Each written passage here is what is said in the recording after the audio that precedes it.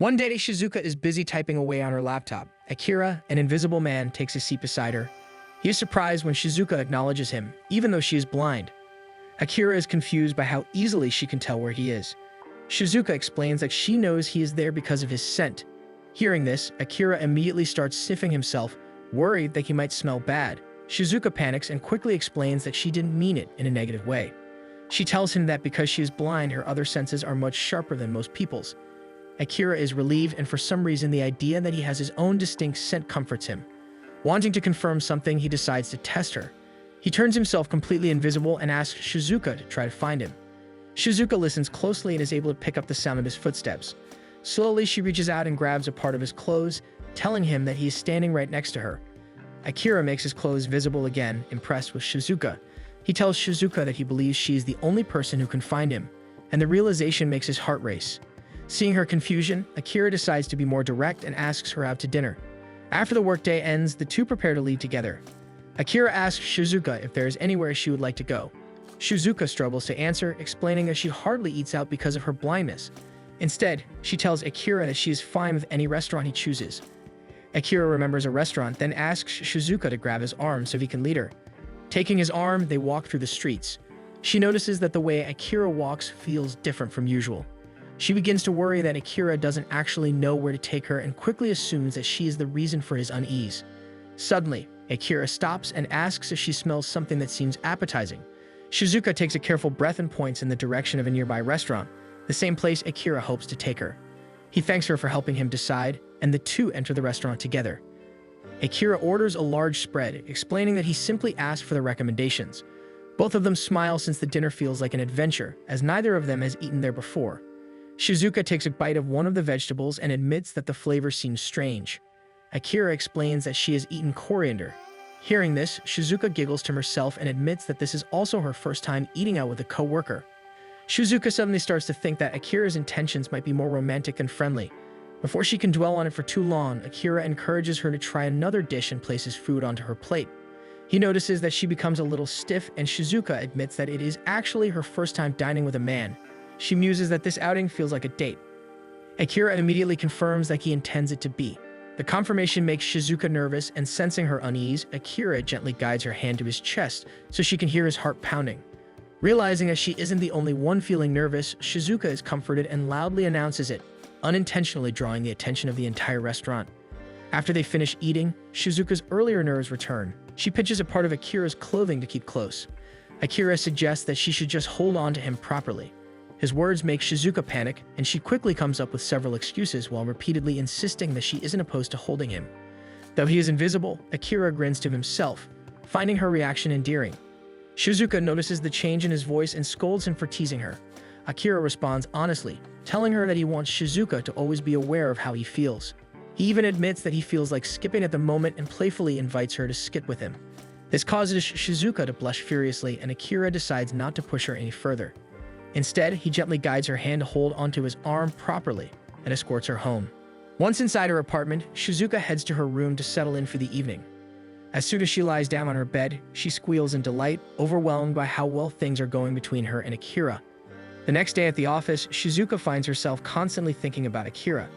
She can't help but admire him, noting how soothing his voice is and how elegant his movements always sound. Realizing she's getting distracted, she shakes her hands to clear her thoughts, but she's left wondering what Akira thinks of her. Shizuka thinks back to Akira's words from the night before and wonders what they could mean. So she decides to ask him something that has been bothering her. She asks Akira if he wishes to be seen by her. After a moment, Akira answers that he's fine remaining invisible, before turning the question back to her and asking if she would like to see him. Without any hesitation, Shizuka replies that she can tell Akira is a good person, and that is enough for her. Akira is pleased by her answer, while Shizuka feels comforted knowing that he doesn't actually need her to see him physically. The next day, as Shizuka walks toward the detective agency, her cane accidentally gets caught on a bicycle, and she trips. She is quickly caught by Luna, a beast woman who immediately realizes that it is her bike that caused Shizuka to fall. At the office, Shizuka is busy entertaining potential clients over the phone. While moving to retrieve something, she accidentally bumps into Daichi. Daichi calmly tells her to take 5 steps back. Once she reaches the distance, he tells her that she can move forward again and informs her that he has made coffee for her, which he placed beside her computer. Later during work, Shizuka curiously asks Luna and Daichi if there is something strange about her appearance. Luna immediately teases her, suggesting that she might be trying to impress someone. She reassures Shizuka that she looks great and adds that she is always free to talk about romance with her. As Luna continues teasing, Daichi finds their conversation irritating, prompting Luna to grit her teeth at him. At that moment, Akira enters the office. He approaches Shizuka and politely asks if it is okay for him to touch her hair. The request surprises Shizuka, briefly reminding her of how her parents used to pat her head. Just as Akira starts to withdraw his request, Shizuka nervously gives him permission. She is surprised when all he does is remove a cherry blossom caught in her hair. Watching the interaction, Luna immediately begins to piece together who Shizuka might be interested in. Shizuka senses the realization forming in Luna's mind and quickly insists that Akira needs to prepare for his consultations. The office opens for consultations, welcoming people who want various matters investigated. Among them is a group of aliens searching for their missing daughter. The problem quickly becomes apparent when all of the aliens look exactly the same, and even the photo of their missing daughter makes it difficult to tell any of them apart. After the aliens leave the office, the team discusses how to approach the case. Daichi, clearly bored, suggests that they simply need to look for someone who looks identical to the aliens. Later in the day, Akira begins his investigation for the first case. Akira keeps his distance as he observes the man. At one point, he nearly gives himself away by accidentally bumping into someone. When his subject turns toward the sound, Akira quickly makes himself completely invisible. Once the man resumes walking, Akira notes how convenient his invisibility is for detective work. However, a young boy suddenly crashes into him. Akira quickly replaces the boy's ice cream cone, acknowledging that invisibility has its downsides. Meanwhile, back at the office, Shizuka listens to something on her phone. Luna notices her smiling to herself and asks what she is listening to. Shizuka explains that she is listening to an audiobook. Curious, Luna listens alone for a moment. Shizuka excitedly explains the romantic buildup between the characters. Luna admits that Shizuka is impressive since she is having trouble keeping up with the plot. Shizuka responds that she has been a keen listener. Shizuka is surprised that a beast person like Luna does not rely much on her enhanced senses. Luna admits that using her senses is not her strong point, even recalling that she sometimes cannot tell when Akira is in the room. Still, Luna confidently claims that she would be able to use her senses properly if she focused, proudly stating that she could take anyone down. Shizuka then asks if she can borrow Luna's eyes, explaining that she cannot read the price on a receipt she needs to file. Luna reads the price easily and casually admits that she made the expense herself after seeing a store selling tasty snacks while guarding a client. Shizuka politely asks Luna to avoid spending company funds on snacks. Luna assumes this is because the snacks she bought cannot be eaten by humans. As Shizuka tries to clarify, Luna suddenly realizes she needs to leave and hurriedly exits the office. Shizuka checks the time and notices that it is already late and Akira still has not returned. A little later, Shizuka notices that Akira has returned and greets him, but the others insist that he's not there. Daichi suddenly notices blood on the floor and immediately assumes that it belongs to Shizuka. This causes Luna to panic and inspect Shizuka. Once everyone calms down, Shizuka enters the meeting room carrying a first aid kit. She hesitantly asks if Akira needs it. Akira then makes his clothes visible, revealing bloodstains on the fabric around his arm. He explains that he was injured while reporting the infidelity case. Akira shares that he met the couple at a restaurant where he showed them photos of the husband going out with another woman. The wife became furious and the couple soon began shouting at each other. Akira tried to calm them down, but the wife swiped at him, leaving deep scratches on his arm. He explains that seeing him bleed shocked the couple enough to stop the argument. Even Akira finds it strange that his blood becomes visible the moment it leaves his body. Shizuka immediately asks how bad his injury is. Akira admits that it is difficult to tell since he himself is invisible. Hearing this, Shizuka begins to tremble at the thought that Akira could die from blood loss. Akira quickly reassures her, telling her that the bleeding is not that severe. Akira allows her to hold the gauze in place while he tapes it down himself. As they tend to the wound, Akira comments on how strange it feels to have Shizuka worry about him. He describes the sensation as feeling pleasant and ticklish. Shizuka takes his words literally and assumes that she must be pressing the gauze incorrectly. Akira explains that he is naturally ticklish, but quickly stops her when she shows interest in trying to tickle him on purpose. When they leave the meeting room, they realize that everyone else has already gone home. Akira mentions that he plans to work overtime, which immediately makes Shizuka worry. She suggests staying as well so she can place orders for supplies the office needs. That way, they can take a break together once she finishes. Suddenly, Akira suggests that they take a break right away. He prepares and serves Shizuka a new blend of tea. When Shizuka tells him how much she enjoys it, Akira sits beside her, clearly pleased that she likes what he made. As Shizuka slowly sips her tea, she begins to wonder if her dinner with Akira was just a one-time thing. The thought makes her feel sad, but she soon realizes that she could also be the one to ask him out. At first, she thinks it is a bad idea, but she quickly convinces herself that she needs to be brave. Just as Akira is about to ask her something, Shizuka suddenly blurts out an invitation to dinner. Akira chuckles softly and tells her that after dinner, they should make a reservation for another date, since he wants to take her out for tea next time. Shizuka hurriedly agrees, and Akira reminds her that they still need to decide on a date first. On their date, Akira takes Shizuka to a specialty tea shop. Once they settle into their seats, they are presented with a wide variety of tea leaves. Shizuka asks what kind of tea Akira likes. He answers that he usually chooses teas based on their effects. Shizuka tells him that she really liked the tea he brewed for her. Before Akira can respond, Karma suddenly chimes in that he was actually the one who made that blend. Karma immediately explains how Akira came into the shop looking for tea that would make his girlfriend happy. Assuming that Shizuka is the girlfriend in question, Karma starts bombarding them with questions. Akira quickly explains that they are not dating yet. Hearing this, Karma suddenly blushes and continues asking even more personal questions, but Light promptly drags him away. Akira apologizes for what just happened. Shizuka brushes it off and instead asks Akira to make a tea blend for her while she prepares one for him as well. A little while later, Light collects their chosen tea leaves to brew them. As they wait, Shizuka asks if Akira chose this tea shop for her sake. She immediately realizes that the question sounds self-centered and quickly apologizes. Shizuka admits that she has a habit of trying to read people's motives. Akira reassures her, saying that it is actually a good trait for a detective's assistant. The praise makes Shizuka nervous and she begins to stammer about how her blindness limits what she can do. She says that she cannot tell what people look like unless she is able to touch them. This prompts Akira to offer one of his hands to her. She notices that his fingers are thin and that his nails are neatly trimmed. Akira admits that he has trouble cutting them because he is invisible. Shizuka brightens at his comment and shares that she has the same struggle. Akira gently holds Shizuka's hand in his and compliments how nice her nails are. Light soon returns with their tea, and both of them are immediately delighted by its aroma. Another day at the detective agency, Shizuka asks Luna to describe how Akira usually dresses. Luna struggles to explain and eventually settles on saying that he wears suits that look like something an English gentleman would wear. Shizuka imagines it to be very cool, and Luna agrees, adding that it's the kind of outfit a spy would wear. Daichi quickly corrects her, saying that spies only dress like that in movies. Shizuka admits that she plans to buy clothes for herself soon and thought that knowing how Akira dresses might help. Luna asks if Shizuka is trying to copy Akira's style. Daichi bluntly states that it's obviously for Shizuka's date with Akira. Luna gets defensive and starts strangling him. Shizuka shyly admits that it is for a date with Akira. Luna instantly brightens and Shizuka grows even shyer. Shizuka explains that she wants to wear something special for the date to mark the occasion.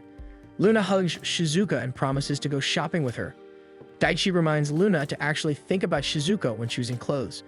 Later, at a clothing store, Shizuka tries on several outfits. Luna finds all of them attractive and excitedly urges her to try more. Shizuka asks Luna to slow down, explaining that she wants time to figure out how the piece she's holding looks. Using her phone, Shizuka scans the clothes, and it tells her that the piece is light blue.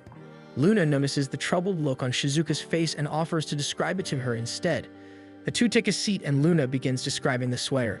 Luna suddenly apologizes for being inconsiderate towards Shizuka earlier. The apology catches Shizuka off guard as she wonders if what Daichi said earlier is still bothering Luna. Luna admits that she has recently started noticing how inconsiderate she can be. She brings up how she parked her bike on the wrong side of the road, which caused Shizuka to fall. Hearing this, Shizuka asks if Luna might have eaten something off the ground. Luna freezes for a moment before realizing that Shizuka is deliberately making light of the situation to make her feel better. Feeling relieved, Luna tells Shizuka that she will treat her to some food later. Back at the office, Akira tries to ask Daichi for restaurant recommendations. Daichi shows little interest in holding a conversation with him. Eventually, Akira returns to his work. When he opens his laptop, he notices a message from Daichi. Opening it, Akira finds several links to different restaurants. Akira peeks out of his office and mentions that he's grinning. Later, at the detective agency, Karma and Light arrive for a consultation.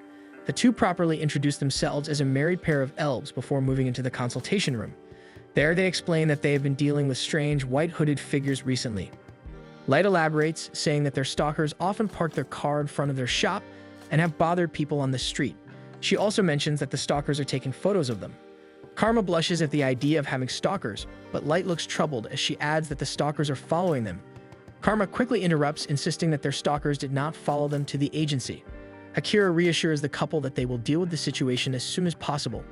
After some time, Daichi manages to track down the stalker's car using a tracking beacon Luna had attached to it. The signal reveals that the vehicle is located inside the grounds of a pharmaceutical company called White. Luna has also taken several photos, which Daichi pulls up for Akira to examine. They notice that while the stalkers are always wearing the same outfits, the people are never the same. The agency quickly realizes that this is no longer a simple stalking case. Suddenly, Luna calls the office in a panic, urgently informing them that two suspicious cars have just parked in front of the tea shop. She has already managed to get Karma and Light out through the shop's back exit. Daichi and Akira decide to head out immediately to support Luna during their escape, leaving Shizuka behind. After some time, the agency receives a visitor. Shizuka goes to greet him, unaware that he is one of the white-hooded figures, a man named Twin. Just as Twin is about to approach her, Akira suddenly restrains him. Twin removes his hood and reveals that he is an elf and Light's father. Once things calm down, Twin explains the situation. Akira realizes that Twin's real intention was simply to check on Light, who had eloped with Karma. Light angrily scolds her father for stalking them and involving the entire clan. Twin attempts to explain that everyone was worried and that they tried to resolve the misunderstanding. Karma takes the opportunity to tease Twin, which only irritates him further. The two openly begin insulting each other. Watching the exchange, the members of the detective agency quietly wonder if the case is closed. Later that evening, the team gathers at the office to celebrate the day's work with food and drinks. Daichi dryly remarks that he would have preferred to go straight home. Luna immediately criticizes his poor personality, commenting that he won't get many girls. Maintaining his bored tone, Daichi responds that he already has a partner waiting for him at home. This revelation surprises everyone, since Daichi is the last person they expect to be in a relationship. Luna notices that Shizuka is not drinking any alcohol and insists that Shizuka drink whatever she wants, promising that she will be the one to take her home afterward. Trusting Luna, Shizuka decides to drink a little after all. However, once the party ends, Luna ends up passed out drunk on the couch. Shizuka begins to worry, but Akira approaches her and explains that he has already booked a taxi for her and that he will go to make sure she arrives safely. Inside the taxi, Shizuka starts to panic as she thinks about what to do once they arrive. She briefly wonders if she should invite Akira inside. Her thoughts are interrupted when Akira suddenly invites her out to eat again soon. He explains that it is a dark restaurant where diners eat in complete darkness. Akira shares that he hopes the experience will help him better understand Shizuka's world. Touched by his thoughtfulness, Shizuka agrees to go. They eventually arrive at her apartment and Shizuka thanks Akira for seeing her home. As Akira turns to leave, Shizuka suddenly invites him in for tea. Akira declines, explaining that he left the taxi running downstairs, but reassures her that next time he would gladly stay for a drink. After he leaves, Shizuka makes a mental note to have someone check how her room looks. On the day of their date, the two meet at the venue. Akira immediately notices that Shizuka is dressed more elegantly than usual. Sensing her nervousness, he tries to ease the tension by telling her that she will be his escort for the evening. Once they take their seats, Shizuka asks if it is truly as dark inside. Akira replies that there is actually a small candle on the table, allowing him to see. Soon after, an owlfolk announces that the diners will experience true darkness and all the candles are extinguished. Shizuka asks again if it is really dark this time, and Akira confirms that the room is now completely black. Shizuka smiles widely and eagerly welcomes Akira into her world. Shizuka gently tells him to feel around the table so he can understand where everything is. When the first dish is served, Shizuka easily takes a bite and enjoys the flavor. She asks Akira how he is enjoying his food, but he excuses himself, claiming that he needs to use the restroom. As soon as he reaches it, Akira lets out a shaky breath, confused by his own reaction to the darkness. After washing his face, he heads back out, only to find Shizuka waiting for him in a lit area. Shizuka gently suggests that they leave for the evening. Akira gratefully accepts her offer. As they walk out, he apologizes for wasting the night, but Shizuka quickly reassures him that it is fine. She proudly shows him a plastic bag, revealing that she asked the staff to pack the rest of their food to go. While walking, Akira asks if they can eat the meal at his place instead. Shizuka agrees without thinking much of it, but suddenly becomes nervous. By the time they arrive at his apartment, Shizuka is so anxious that she can only respond with single-word answers as Akira serves the food. Once they settle, Akira apologizes again and admits that he is afraid of the dark. He explains that his fear began back in elementary school, during a test of courage he had to take with his classmates. He lost sight of the partner who was holding the light. With the moon hidden behind clouds, he could no longer see anything. He tripped and got hurt, deciding to stay where he was and wait for someone to find him. But no one came looking for him. Eventually, he tried to make his way back to the lodge. Though he managed to return, he was deeply hurt by the fact that neither his classmates nor the teachers had even noticed he was missing. Akira admits that he never realized he was afraid of the dark until their dinner, since the city is always brightly lit.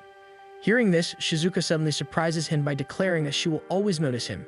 She explains that through his voice and his actions, she can always tell when he feels uneasy. Shizuka promises that she will always find him in the darkness, adding that she would feel lonely without him. Overwhelmed by emotion, Akira asks if they can start dating. The question earns him a small squeak from Shizuka.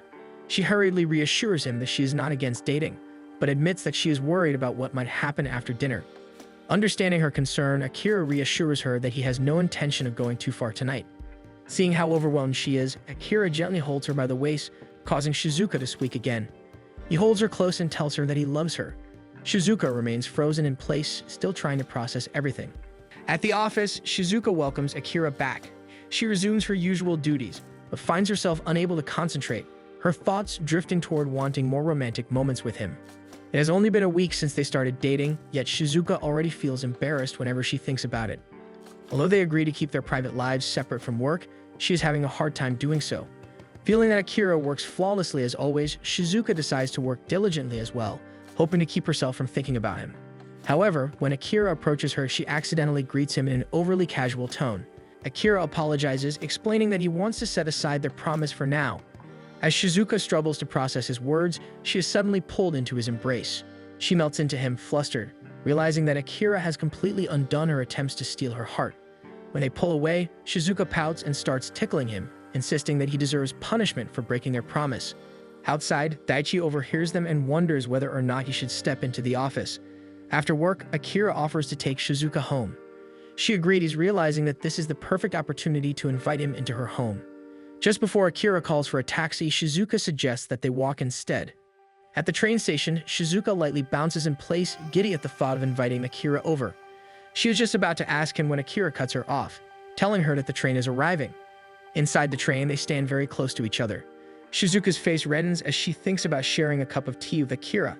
She had made sure everything was perfectly clean by enlisting her mother's help 3 days earlier. Her feelings are written clearly on her face, prompting Akira to pull her into a gentle hug. He quietly asks if she is going to try inviting him over again. Shizuka stutters that she will make him tea. By the time they arrive at her home, she manages to calm herself down. As she lets him inside, Akira offers to help brew the tea, but Shizuka refuses, wanting to serve him properly as her guest. Akira watches as she prepares everything. While doing so, Shizuka admits that she recently cleaned up, but also confesses that she tends to accidentally drop things. Just as Shizuka tells him this, Akira notices a piece of clothing on the floor and immediately panics at the sight. He shakily takes his seat, deciding it is better to pretend he did not notice it at all. Shizuka finishes preparing his cup of tea and walks over to serve him. As Akira accepts the cup from her, Shizuka's foot lightly brushes against the cloth on the floor. Akira freezes, wondering what the best course of action is. He does not want to embarrass Shizuka, but leaving it there where someone else might notice later feels even worse. Shizuka finally senses something unusual beneath her foot and picks it up. Feeling it with her hands, she slowly realizes what it is. Akira quickly cuts in, suggesting that it looks like a handkerchief. Shizuka immediately agrees with him. Once the awkward moment passes, they settle down and eat muffins together. Akira carefully turns the food invisible inside his mouth before chewing. He explains to Shizuka that he usually does this so others do not have to see him chew. Shizuka does not judge him for it. From her perspective, if he chewed while the food was visible, it would look as though he were chewing with his mouth open. When Akira admits that he envies people who can eat quickly, Shizuka tells him to eat however he likes. She reassures him that she would not be able to see him chewing anyway. Almost immediately, Shizuka realizes she probably should have said something more romantic. Even so, Akira attempts to eat faster, though he feels awkward doing so. When it is time for Akira to leave, Shizuka feels relieved that he believed the clothing on the floor was only a handkerchief. She is pulled out of her thoughts when Akira suddenly suggests that they start calling each other by their first names. Shizuka blushes at the idea as Akira softly calls her name. He remarks that she looks adorable and admits that he has been thinking about kissing her, which earns him an immediate squeak. Akira then explains that normal couples usually rely on visual cues to know when it is okay to kiss, something that is difficult for them. Shizuka begins to wonder if there might be a way for them to create their own cue. The fact that she is thinking about it makes Akira ask if it is okay to kiss her.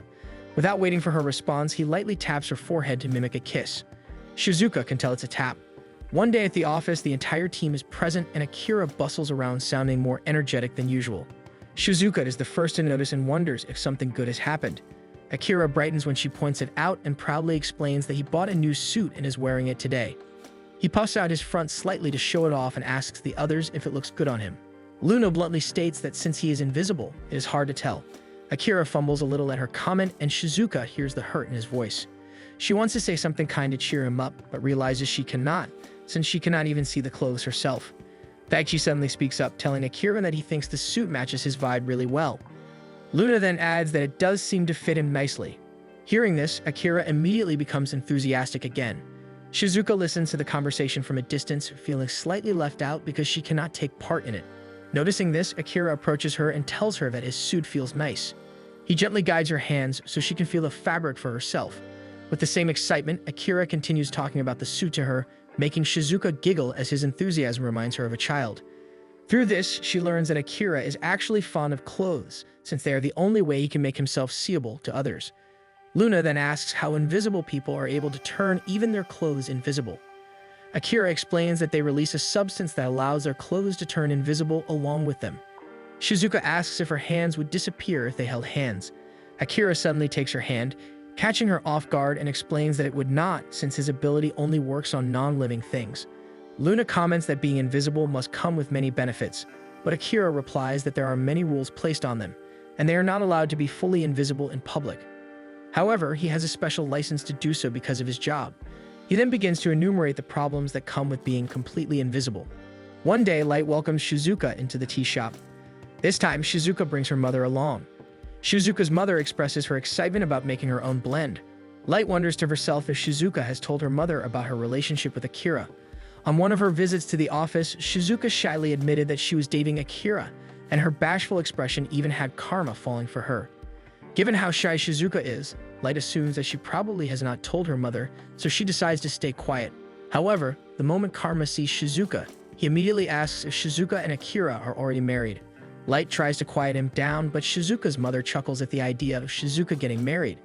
They soon begin an easy conversation about Akira, and Light starts to wonder if she was wrong in assuming Shizuka had not told her mother anything. However, Shizuka's mother actually has no idea that Shizuka has a boyfriend and casually asks to meet him someday. At the office, Shizuka and Akira struggle to use each other's last names. Daichi and Luna notice this and begin grumbling among themselves about how obvious their relationship is, insisting that they should just call each other by their first names in the office. Luna complains to Daichi that Shizuka has been dodging her questions, but the way she acts around Akira makes everything obvious. Daichi realizes that Luna is right and he grows annoyed as well. He calls out to Akira and Shizuka and bluntly tells them that they are being obvious and should just go ahead and call each other by their names. Luna immediately starts shaking Daichi for his lack of tact. Shizuka and Akira freeze in place, unsure how to respond to the situation. Before things can escalate further, they receive a visit from Kosuke, who has a case for Akira. They head into the meeting room, where Kosuke explains that he needs help with a case he is currently handling. He promises to return another time with his client so Akira can hear the details directly from them. Before Kosuke leaves, he makes sure to compliment Akira's suit, especially its color. Akira is pleased to learn that Kosuke shares his enthusiasm for clothing, but acknowledges how restrictive lawyers are when it comes to suit styles and colors. Akira suggests that Kosuke buy a suit with square pockets to change up his usual style. This makes Kosuke giddy as he begins considering the idea. Akira watches him smile, thinking about how cheerful a person Kosuke naturally is.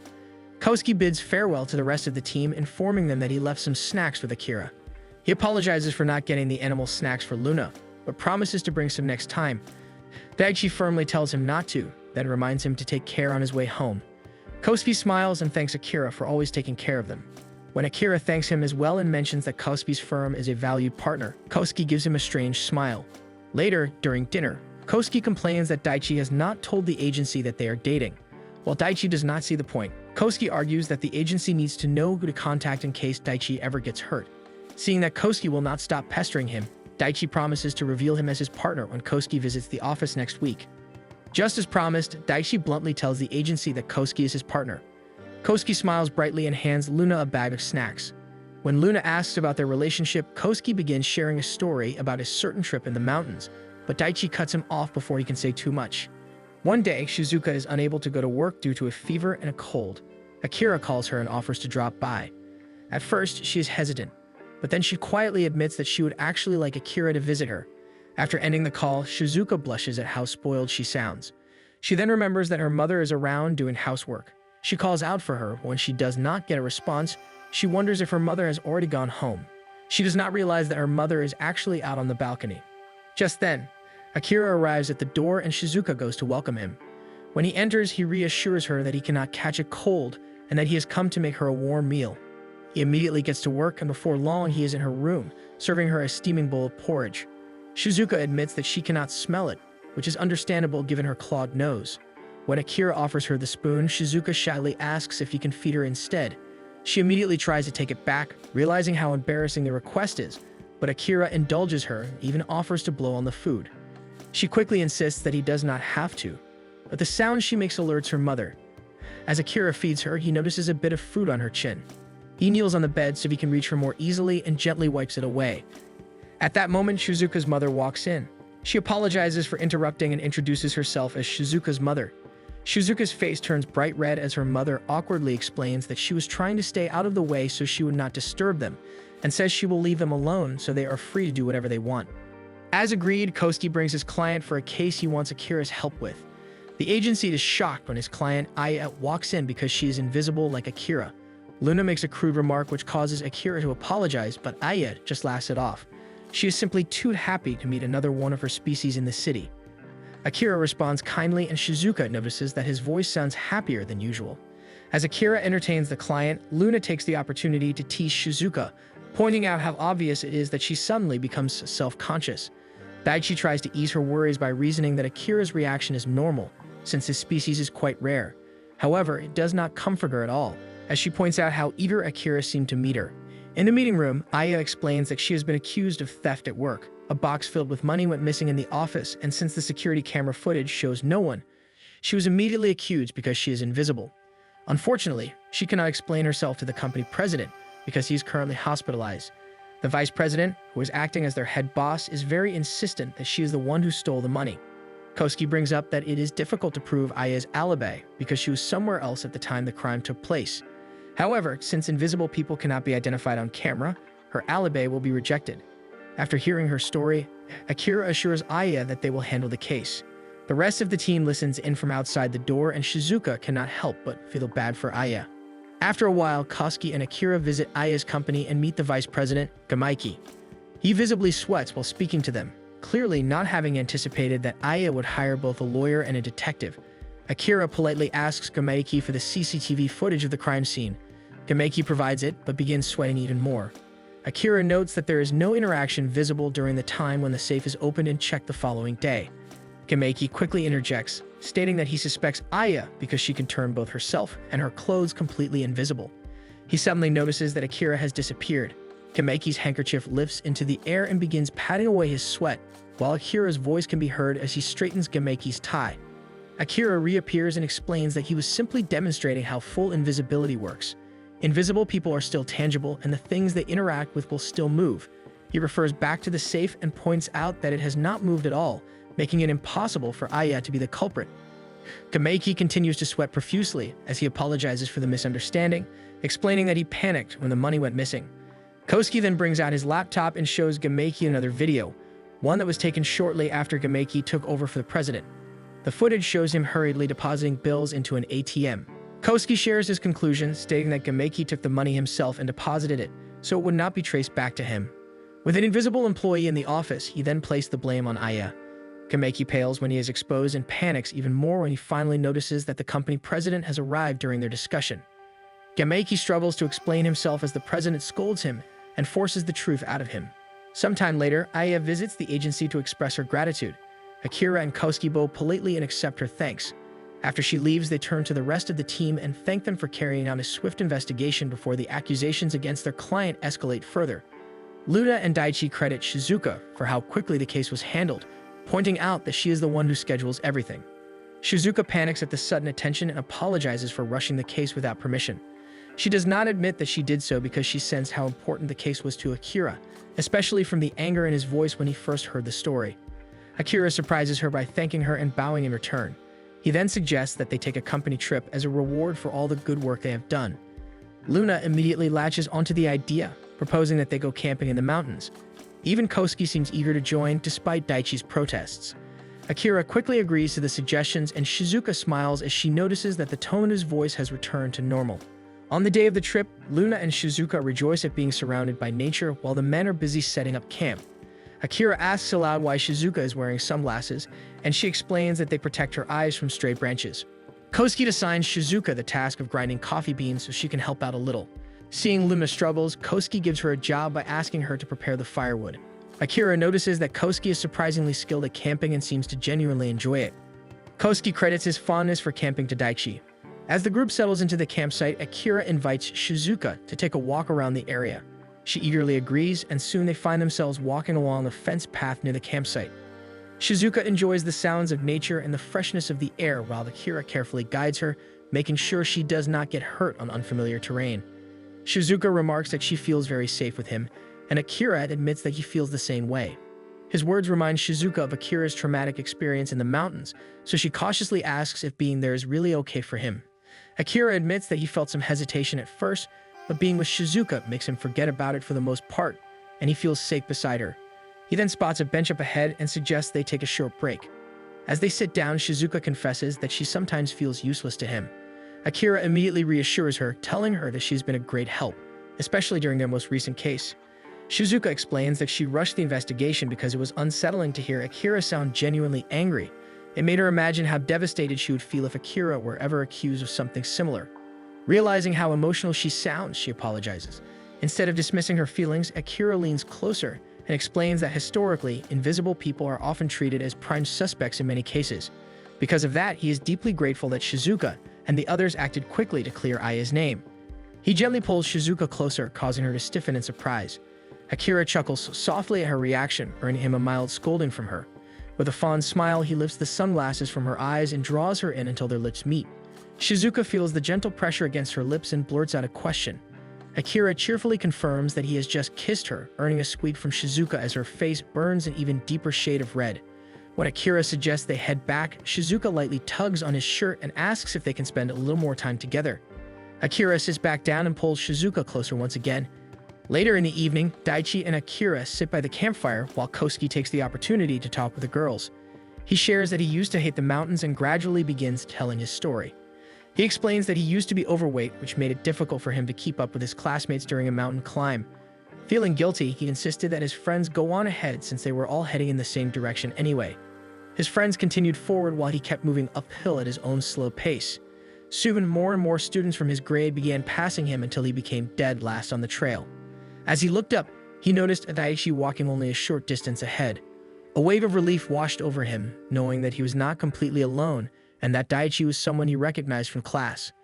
Kosuke continued following Daichi up the mountain, but eventually became too tired and decided to rest. While catching his breath, he noticed that Daichi had come back for him and was offering him a bottle of water. When Kosuke took it, Daichi picked up his backpack and started walking again. Kosuke tried to tell him that he could carry it himself, but Daichi only told him to hurry up. Eventually, the two of them reached the checkpoint where their grade was having lunch, both of them completely exhausted. As Daichi ate, Kosuke attempted to talk to him, but Daichi looked confused by his approach since they were not friends. Kosuke was baffled when Daichi explained that helping him felt like giving up his seat for an elderly person rather than something done out of friendship. Even so, Kosuke insisted that they eat together since it felt awkward to eat alone. When he sat beside Daichi, he quietly observed him. They had never spoken much in class, and Daichi was known for keeping to himself, which explains why he was still single despite being handsome. When he offered some of his lunch, Daichi didn't hesitate to ask for his chicken. When it was time to head home, they sat next to each other on the bus. Kosuke dozed off easily, and when he woke up, he saw Daichi sleeping as well, with his hand under Daichi's. He intended to slip his hand away, but instead decided to try holding Daichi's hand to see what it felt like. When he looked at Daichi, he noticed that he was red and looking at him. Daichi turned away, making Kosuke realize that he was not sleeping in the first place. Daichi also grasped his hand slightly, confusing Kosuke about the meaning of his actions. Kosuke concludes the story by saying that they somehow ended up dating afterward, as the girls gush over how adorable the story is. The next day, the group decides to swim and catch some fish by the river. Daichi comments on how Luna's swimsuit fits her, and Luna decides to insult his stomach in return. Meanwhile, Akira waits for Shizuka to finish changing. She apparently has trouble with her swimsuit, and since Luna is already by the river, she decides to ask Akira to help her. When Akira enters, he is stunned as he takes in Shizuka in her swimwear. After snapping out of his daze, he notices that one of the straps is caught under the frills of the clothing, so he helps her fix it. Once the swimwear is fixed, he admits that he finds Shizuka very adorable in it, and insists that she wear the skirt that came with the set. When they arrive at the riverbank, Luna immediately gushes over how precious Shizuka looks. Shizuka and Akira enjoy the water by the edge, while everyone else tries to catch fish. Using her bare hands, Luna manages to swipe fish onto the shore. Luna convinces Akira to try as well, while she entertains Shizuka by the shore. After several failed attempts, Akira decides to give up. Luna comments on how muscular Akira is, noticing how his clothes cling to his body after getting drenched. Shizuka blushes at this and tells Akira to take off his shirt so he will be more comfortable. Akira gets embarrassed and tries to explain why he cannot, but neither of the girls seems to understand how embarrassing it is for invisible people. Soon, Daichi tells Luna to help them catch more fish so they can cook them later. Akira decides to rest with Shizuka, and Shizuka shares that she does not like it when people uncover things about Akira. Akira realizes that Shizuka is a little jealous and gently caresses her ear to comfort her, but Luna interrupts them, telling them to be romantic somewhere else instead in front of everyone. On the trip home, Daichi drives while Kosuke fondly shares how much he loves him. He looks back and notices that everyone else is asleep. However, Akira admits that he is actually awake. Akira turns his gaze to Shizuka and shares that someday he wants to go on a trip with just her, though he understands that their relationship is still too new for that. One day at the office, Shizuka cannot help but smile to herself every now and then while working. Her colleagues notice but decide to leave her be. However, she is painfully aware that she cannot concentrate at work at all. They returned from camp yesterday, and her mind keeps drifting back to her first kiss with Akira. Thinking about it again, another smile and giggle escape her lips.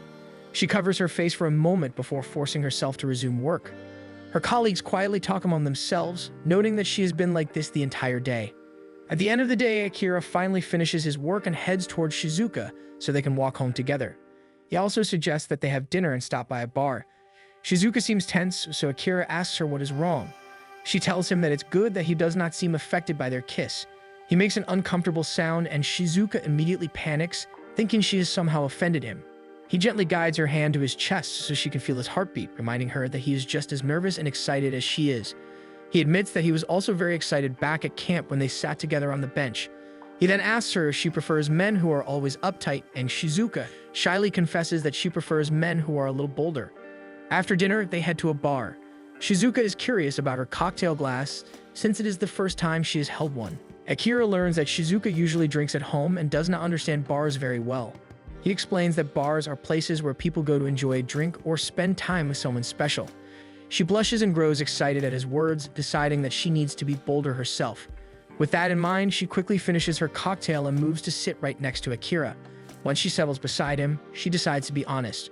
She declares that she has no romantic experience and voices her fear that Akira might find her childish.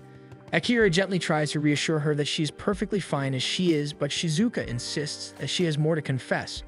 Shyly, she admits that their kiss was her first and asks for his forgiveness for being inexperienced.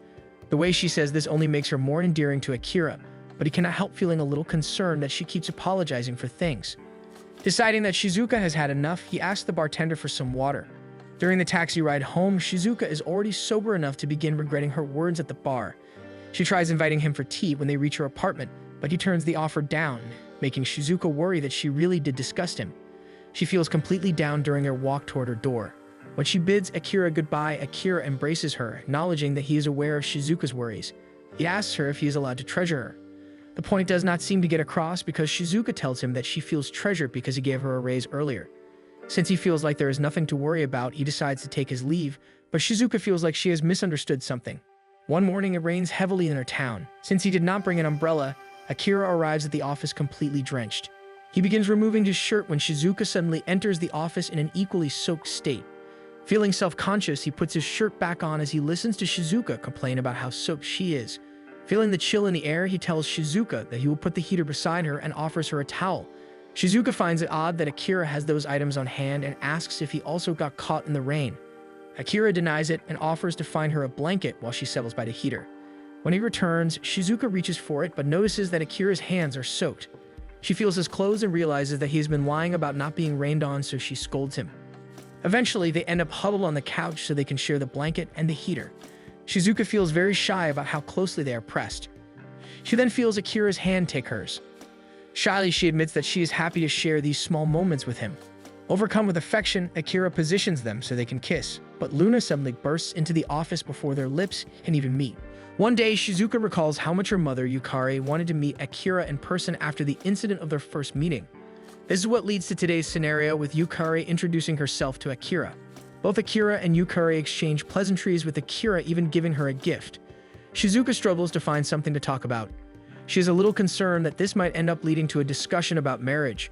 She is so worried that she does not even catch Akira and Yukari's conversation, so she is confused as to why Yukari is suddenly thanking Akira.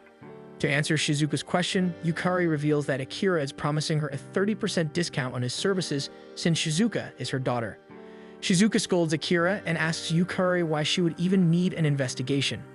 Yukari calmly suggests that she wants to see if her husband is cheating. When Shizuka panics, she laughs it off as a joke. Lunch ends and Shizuka and Akira see Yukari off at the train station. They begin walking when Shizuka apologizes for her mother's words. Akira reassures her that everything went well and that Yukari did a good job keeping the conversation flowing. He even shares that while Shizuka was out, they had talked about something important. He does not tell her they had actually talked about her because Yukari was worried whether Shizuka was doing all right at work. He had told her that Shizuka is very capable at her job and that everyone relies on her. Yukari's expression changes to a fond one over the fact that Shizuka has managed to work and live on her own. She then asks Akira to take care of her. Noticing that he has gone silent, Shizuka questions him, but he doesn't tell her anything. On another day, Akira brings Shizuka to a rose garden. Shizuka is a little confused about their location, so Akira gives her a hint by placing a rose in front of her nose. Shizuka immediately guesses what it is, and Akira hands her the flower as a gift. He then reveals that he has brought her to a rose garden for their date. Shizuka feels the rose petals, blushing madly because she feels like she is in a romance novel. Soon they begin walking through the garden, and Shizuka cannot help but feel like she's being showered with roses due to the scents. Akira wonders why Shizuka did not leave her flower in the car, and she defends herself, saying she wants to keep it with her. She blushes a little, embarrassed that she might have come off as childish again. Akira simply chuckles, glad that Shizuka likes his gift. He then brings her to a cafe in the middle of the garden. He orders them a tea set and informs her that the food incorporates rose petals.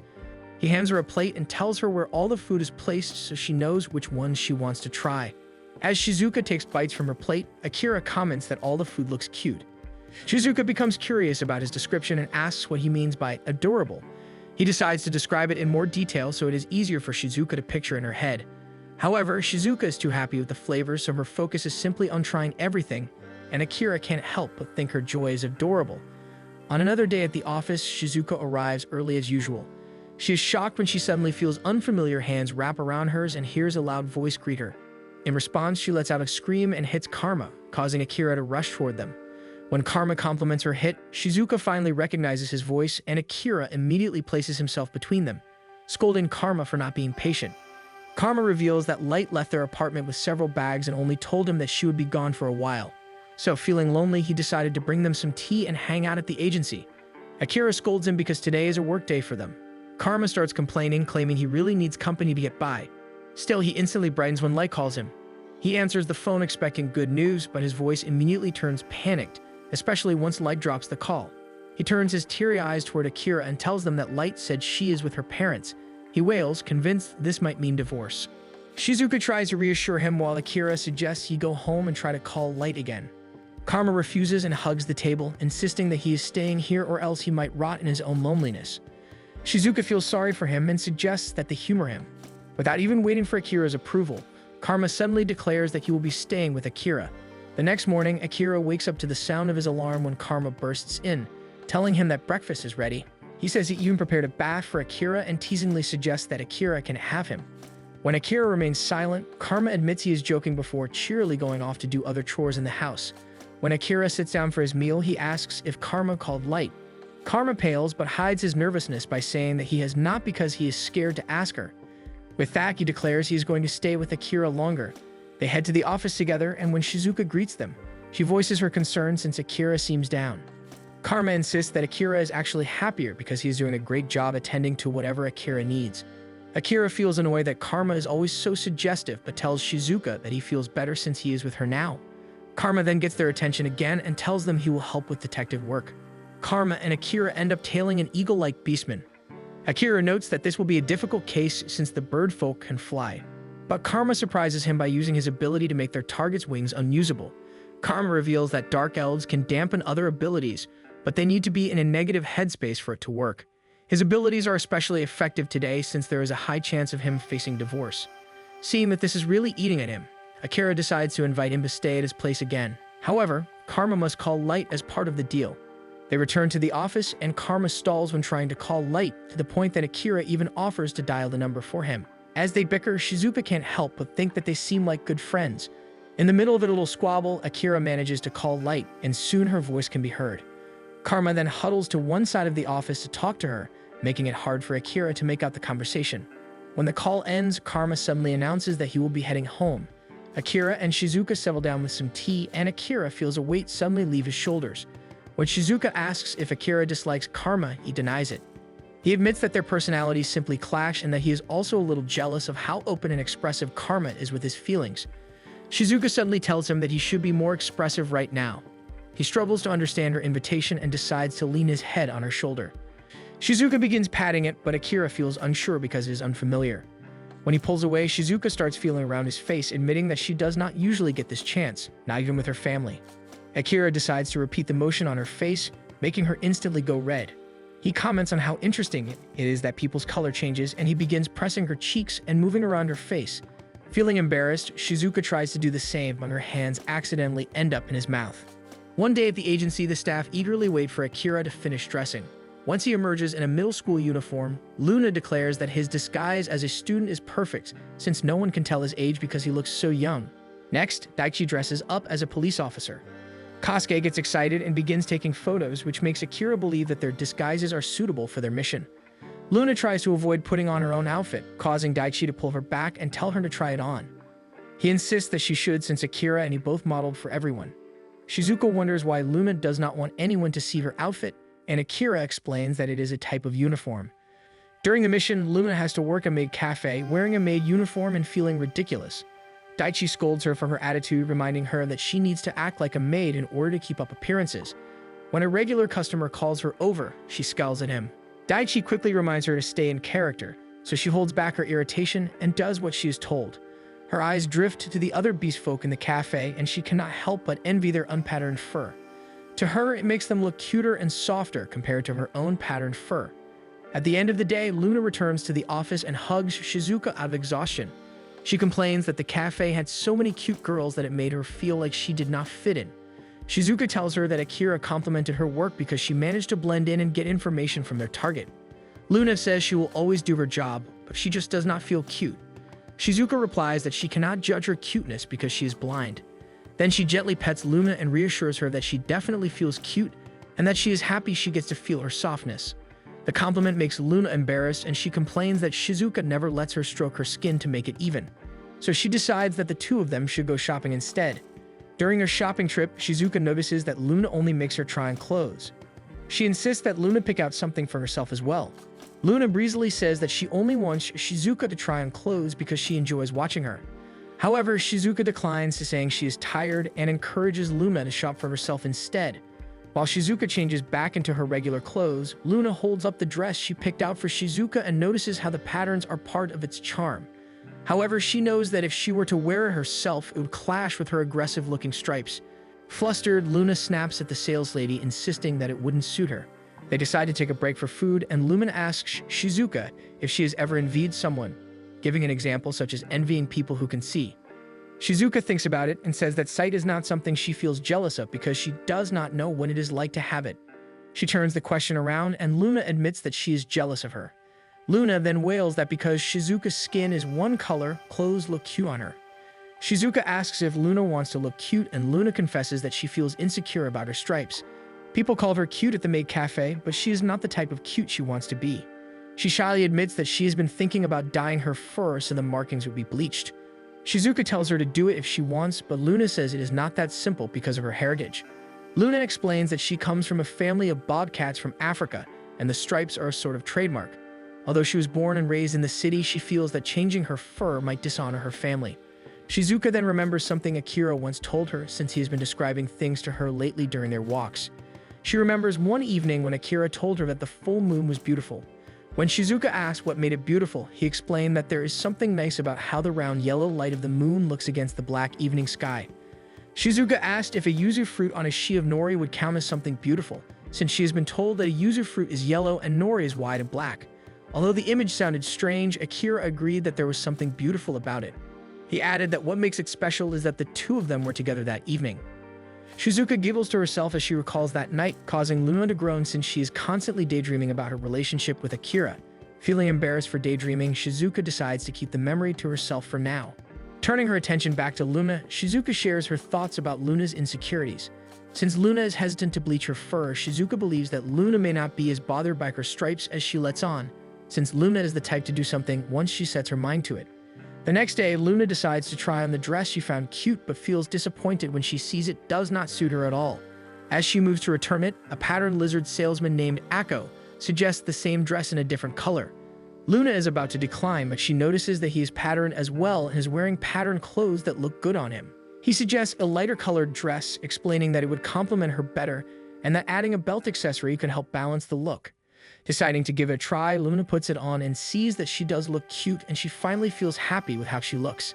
At the office, Karma bursts in with tears, heading straight for Akira, who manages to hold him at arm's length. Karma cries that Light is back with her parents because her father, Twin, has fallen ill.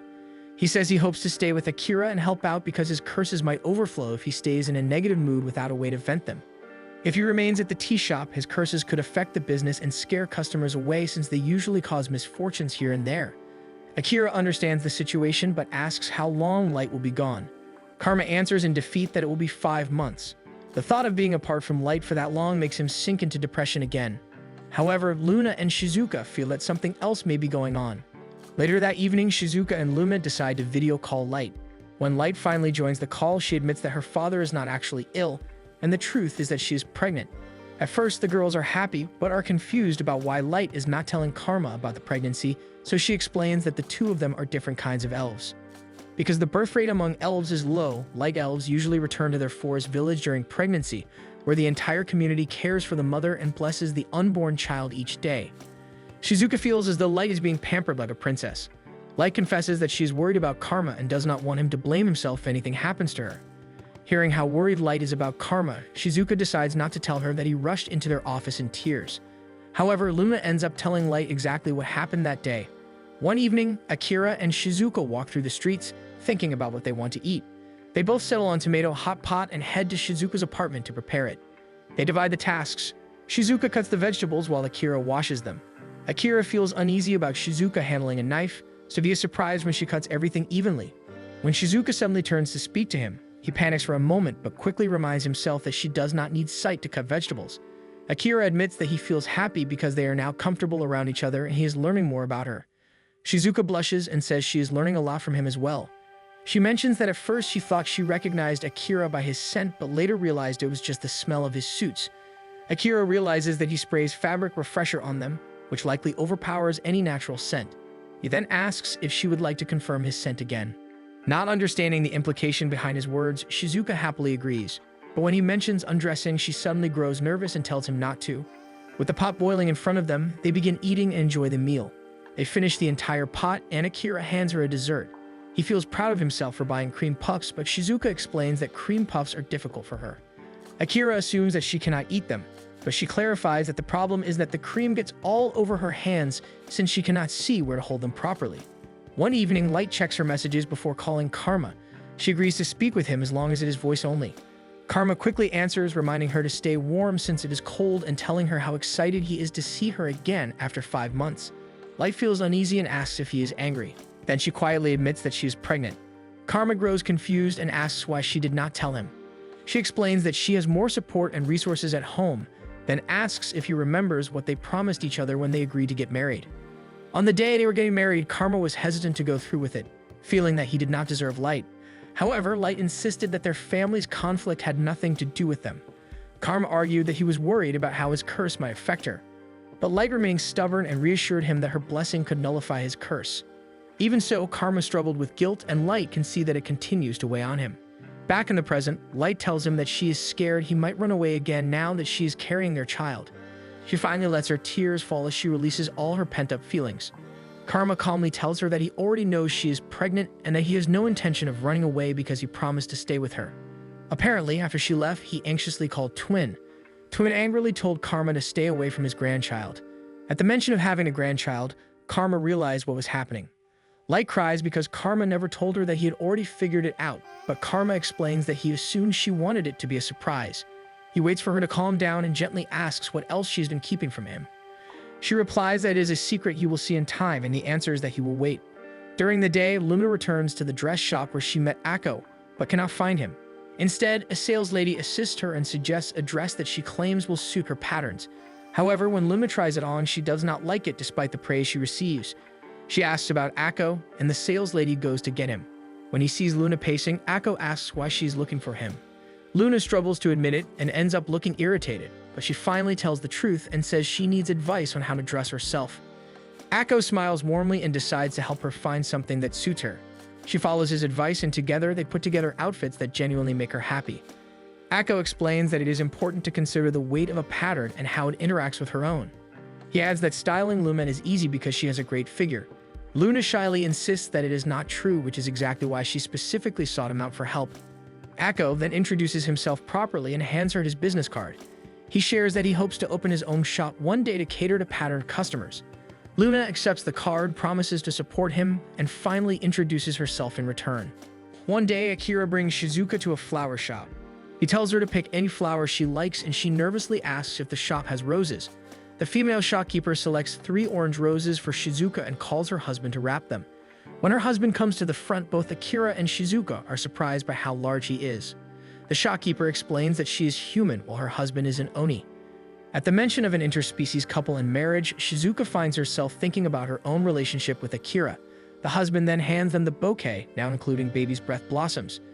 Akira receives it, surprised at how delicately it is wrapped despite the man's huge hands. They head to the office to place the flowers in a vase and display them. Akira suggests placing them on the center table, which makes Shizuka happy because she feels the flowers create a calmer atmosphere in the office. Akira asks if she has always loved roses, and Shizuka admits that she only recently began favoring them after Akira gave her one. Akira feels his heart leap at her words and quickly steadies himself by guiding her to set the roses. One fall morning, as Shizuka walks through the park, she loses her balance and falls, prompting Yu, a human Oni mix, to apologize and rush over to help her up.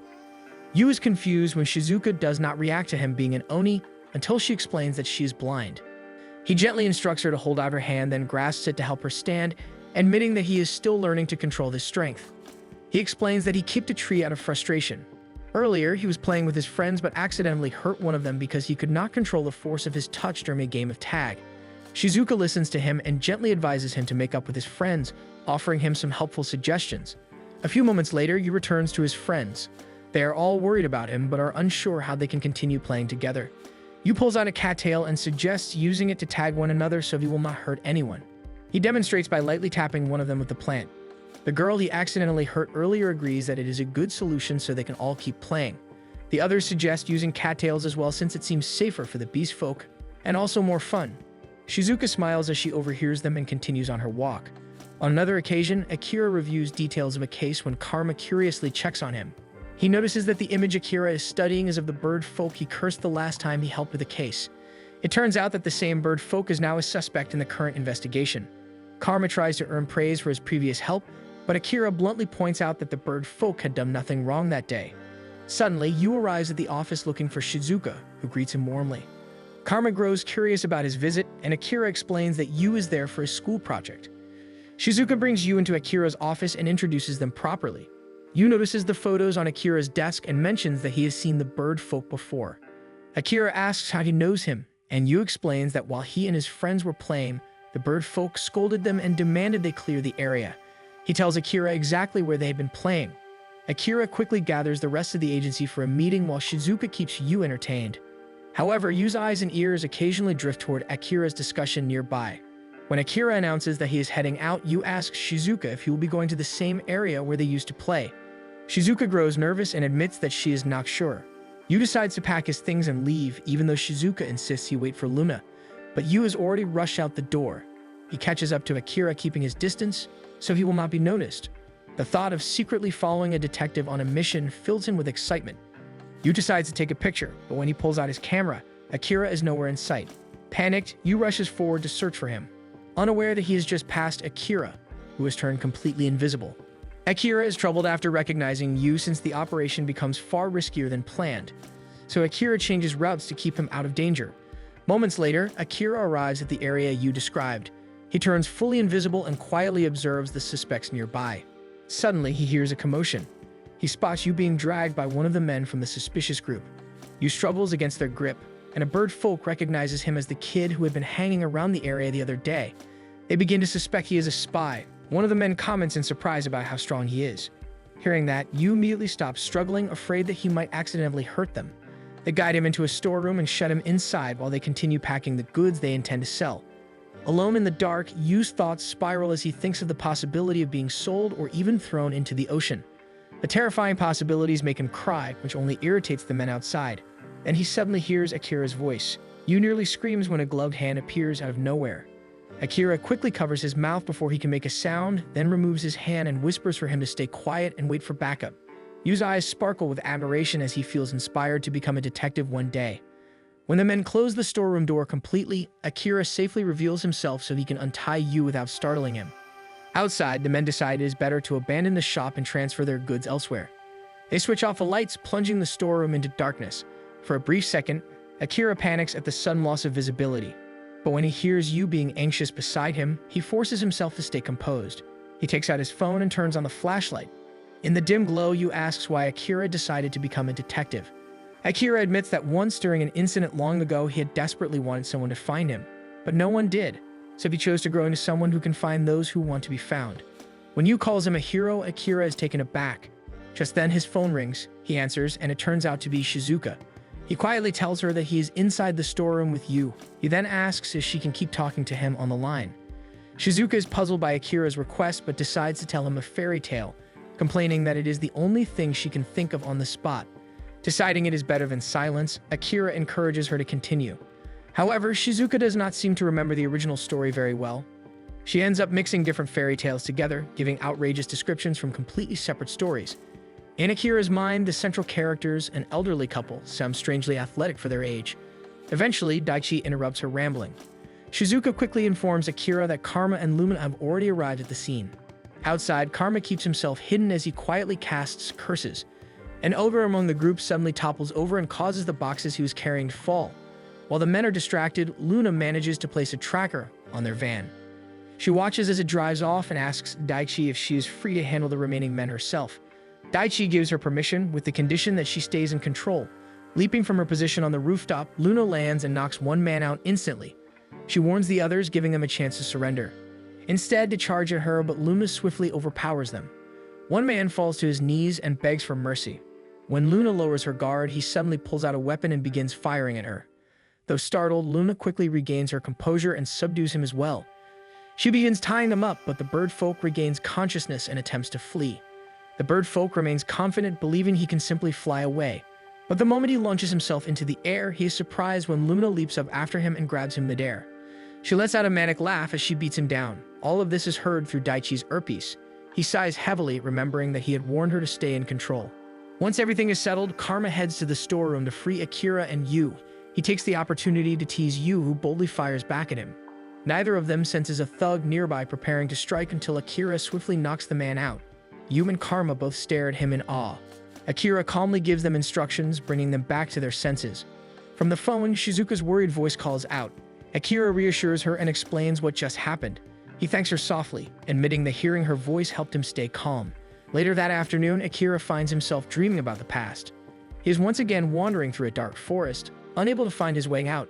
Just as the darkness begins to feel suffocating, the clouds part and the moon reveals itself, casting a gentle light to guide him. When he wakes, the first thing he sees is Shizuka. He realizes that his head is resting on her lap. Slowly sitting up, he asks why he had been lying there, and Shizuka explains that after everyone else returned home, they decided to stay behind.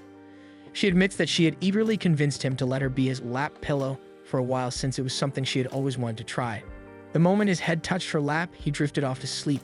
Overcome with affection, Akira suddenly leans in and presses a gentle kiss to her lips. Before she can even process it, he deepens the kiss, pouring all the warmth and gratitude he feels. When he finally pulls away, Shizuka's face turns bright red as she realizes how mature that kiss was. Akira wraps his arms around her and pulls her into a tight embrace, confessing that he wants her by his side forever. Slowly, she clutches him back and admits that she feels the same way. Their tender moment is abruptly interrupted when Yu and his parents suddenly burst into the office. Akira and Shizuka immediately spring apart, and Akira hurriedly straightens his clothes as he moves to greet them. The flower shopkeeper instantly senses that they walked in on something intimate, so she quickly covers Yu's eyes and reminds him to apologize. Her husband adds that they have brought a small gift for them, that they will leave it outside and then make a swift exit. With the mood thoroughly disrupted, they decide to head home. One evening, Akira and Shizuka visit the bar they frequent. Shizuka cannot help giggling softly to herself since they have become regulars at the bar. She recalls the first time she had drunk too quickly and ended up overwhelmed by her own emotions. Akira admits that he found her adorable that day, though he also confesses that he had been worried. He explains that in the beginning he often wondered whether Shizuka was forcing herself to agree with him because he was older and her boss. However, after getting to know her more, he has come to understand that his fear was unfounded. In fact, these days he often feels that he is the more childish one in the relationship. Shizuka gently reminds him that relationships are about relying on one another. Taking her hand in his, Akira suggests that starting tonight, they should continue dating with the intention of marriage in mind. The sudden seriousness of his words catches her off guard, but she nods nervously and agrees, placing her other hand over theirs as if to steady herself. Akira chuckles fondly and reassures her that there is no rush, reminding her that they are not getting married immediately. Once she relaxes, she shyly admits that she wants his hand to always be the one guiding her forward. When he casually mentions the possibility of living together someday, her excitement resurfaces. One morning, when Shizuka arrives at work, she does not notice Akira on the couch. Without thinking much of it, she casually sits down, only to realize a second later that she has actually sat on his lap. After jumping back and forcing herself to calm down, she leans in slightly and catches his scent, confirming that it is Akira. He appears to be asleep, which makes sense considering he had been working on an investigation all evening. The realization makes her panic all over again. In the middle of her flustered spiral, she hears him make a small sound. She notices he doesn't make any more sounds after that, so she assumes he has drifted back to sleep. To be safe, she quietly moves to the other end of the couch. As she settles down, her thoughts wander to their last intense kiss, and she blurts out that she wants to kiss him again. She immediately gets embarrassed by how greedy she sounds. After a moment, she convinces herself that no one else is around, and since he is asleep, she technically can just steal one kiss. Though she hesitates briefly, she eventually pushes her doubts aside. Carefully, she reaches out and touches his face, trying to figure out where his lips are. Once she thinks she has located them, she slowly leans closer, only for Akira to suddenly ask what she is planning to do. Embarrassed at being caught, she refuses to answer. Akira, amused, decides to tease her by casually mentioning that the others are already in the office. She panics instantly, but he quickly reassures her that he was only joking. Shizuka wonders if he has been awake the entire time, but Akira merely teases her that he won't say anything. Nearly a day passes and Shizuka informs him that she has finished copying the last of the documents. Akira thanks her and explains that he still needs to stay a little longer to complete several reports. Shizuka begins bouncing lightly in place, and Akira assumes she is eager to go home. He tells her she is free to leave since her work is done and thanks her again. Although she feels a flicker of disappointment, she does her best not to show it. As she packs her things, the feeling deepens. Since last week, Akira has not brought up living together again, nor has he walked her home. When he first suggested it, she had been searching for apartments online every day, hoping they would talk about it soon. Noticing her odd behavior, Akira asks if something is wrong. Shizuka quickly masks her thoughts and asks if they can walk home together today. He checks his watch and says they can, though they will have to wait since he still has work to finish. She agrees without hesitation, and he casually suggests that since it will be late, she could consider staying over at his place. Shizuka blushes brightly at the suggestion while Akira returns to his paperwork. By the time he finishes, it is already late. He calls her name once, but she does not respond because she has been lost in thought. When he calls her again, she startles awake and jumps to her feet, only to bump into the table in the process. She trembles in pain, which immediately worries Akira. He suggests that he can just take her home, but Shizuka firmly refuses, insisting that she wants to try staying over. On the way, they stop at a convenience store where Akira buys dinner and picks up a few necessities she might need. Shizuka smiles to herself at how domestic everything feels, but her face heats up when he asks what size bottoms she wears. At the checkout counter, she admires how composed and mature he seems. Yet the thought suddenly crosses her mind that he is so comfortable with all of this that he must have had prior experience before her. When they arrive at his apartment door, her thoughts begin racing again. Sensing her nervousness, Akira gently asks if she's all right. He apologizes, admitting that he might be moving too quickly. Since they are considering living together, he thought it would be good to see what spending one night together would feel like. Only then does it sink in for Shizuka that living together means spending every night together. Despite browsing apartments for weeks, she had not fully grasped that reality. Her face turns bright red and she hides it in her hands out of embarrassment. Misinterpreting her reaction, Akira quickly says that they can always choose another day if she is not ready. Instead, she surprises him by grabbing the front of his shirt and telling him that she wants to stay the night. Akira gently tells her that she can stay and then suggests they head inside so they can start dinner. After dinner, while Akira washes the cups they use, he offers to show Shizuka more of his apartment since there were areas he did not show her the last time she visited. He guides her to a door near the entrance, which turns out to be his bedroom. Shizuka feels nervous stepping into his private space, but Akira gently leads her around the bed and lets her feel the lamp and side table beside it. He tells her that she can use the bed for the night while he sleeps on the couch, then offers to show her the bathroom so she can bathe first. Shizuka follows his suggestion, but even as she bathes, it still feels unreal to her that she is doing so inside Akira's home. She dips her head into the water, trying to sort through her mixed emotions. When she lifts her head again, she worries that if she already feels this overwhelmed, she does not know how the rest of the night will go. By the time she finishes, Akira is resting on the couch and invites her to sit beside him. As she makes her way over, he notices that she has not dried her hair, explaining that humans usually do after bathing. Shizuka is surprised to learn that invisible people do not need to because their hair and skin have different properties. He even mentions that using a hairdryer would damage his own hair. Still, knowing she needs one, he gets up to retrieve it. Shizuka grows troubled that he owns a hairdryer despite not needing it. Remembering how comfortable he seemed buying female items earlier, she begins to wonder if he had a girlfriend before her. When Akira returns, he has her sit on the floor so he can properly dry her hair. Though she knows she should feel happy, the anxiety does not leave her. She wonders if he treated his previous girlfriend the same way and whether he had spoken about marriage with her too. As her thoughts spiral, she shakes her head slightly, and Akira asks if he accidentally tickled her. Shyly, she asks if they can share a kiss, but Akira gently refuses, admitting that he worries he might not be able to stop himself if they start.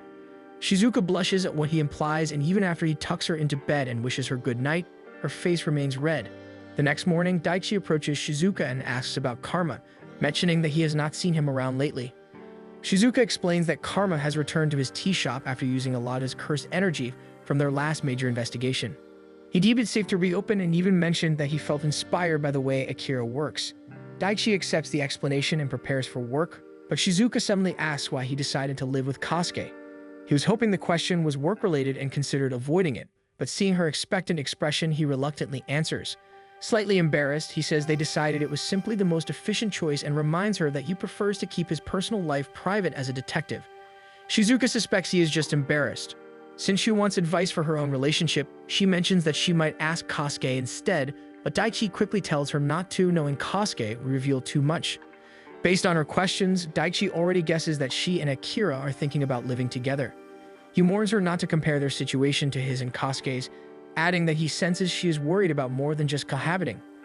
Shizuka begins gushing about how amazing Akira is and admits she worries that she depends on him too much. Daichi bluntly tells her that if that is the case, she should simply tell Akira to stop. When she looks confused, he explains that balance is important in a relationship and she should not feel as though she relies on him for everything. One late afternoon, Akira stops by a sweet potato stand to buy a roasted sweet potato for himself and Shizuka. He then visits her apartment and reveals the bag with a small smile. Excited, Shizuka joins him at the dining table so he can split one in half, but one side ends up slightly bigger than the other. As she feels its size, she senses something is off and asks to compare it with his portion. When she realizes his half is smaller, she feels a sudden flare of anger, suspecting that he once again took advantage of her blindness. She calls him an SD and marches to the kitchen to cut the sweet potato evenly herself. The next day, Akira asks Daichi what SD means, but Daichi bluntly replies that he has no idea.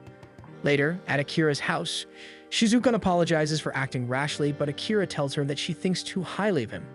He explains that he spoke to Daichi earlier and learned the meaning. Apparently, after Daichi told him to search for it online, Akira admitted that he had actually wanted to talk about something else. Since Daichi seemed unwilling to engage, he prepared to return to work. With a sigh, Daichi decided to humor him and claim that SD means super darling, a term used to describe the perfect partner. Akira is taken aback when Daichi adds that the term is often used for wealthy heirs, CEOs, and oil barons. In the present, Akira admits that he does not like being described that way and tries to dismiss the idea. He asks Shizuka not to assume things about him simply because he is invisible. After a pause, he carefully asks whether she feels he is being too accommodating toward her.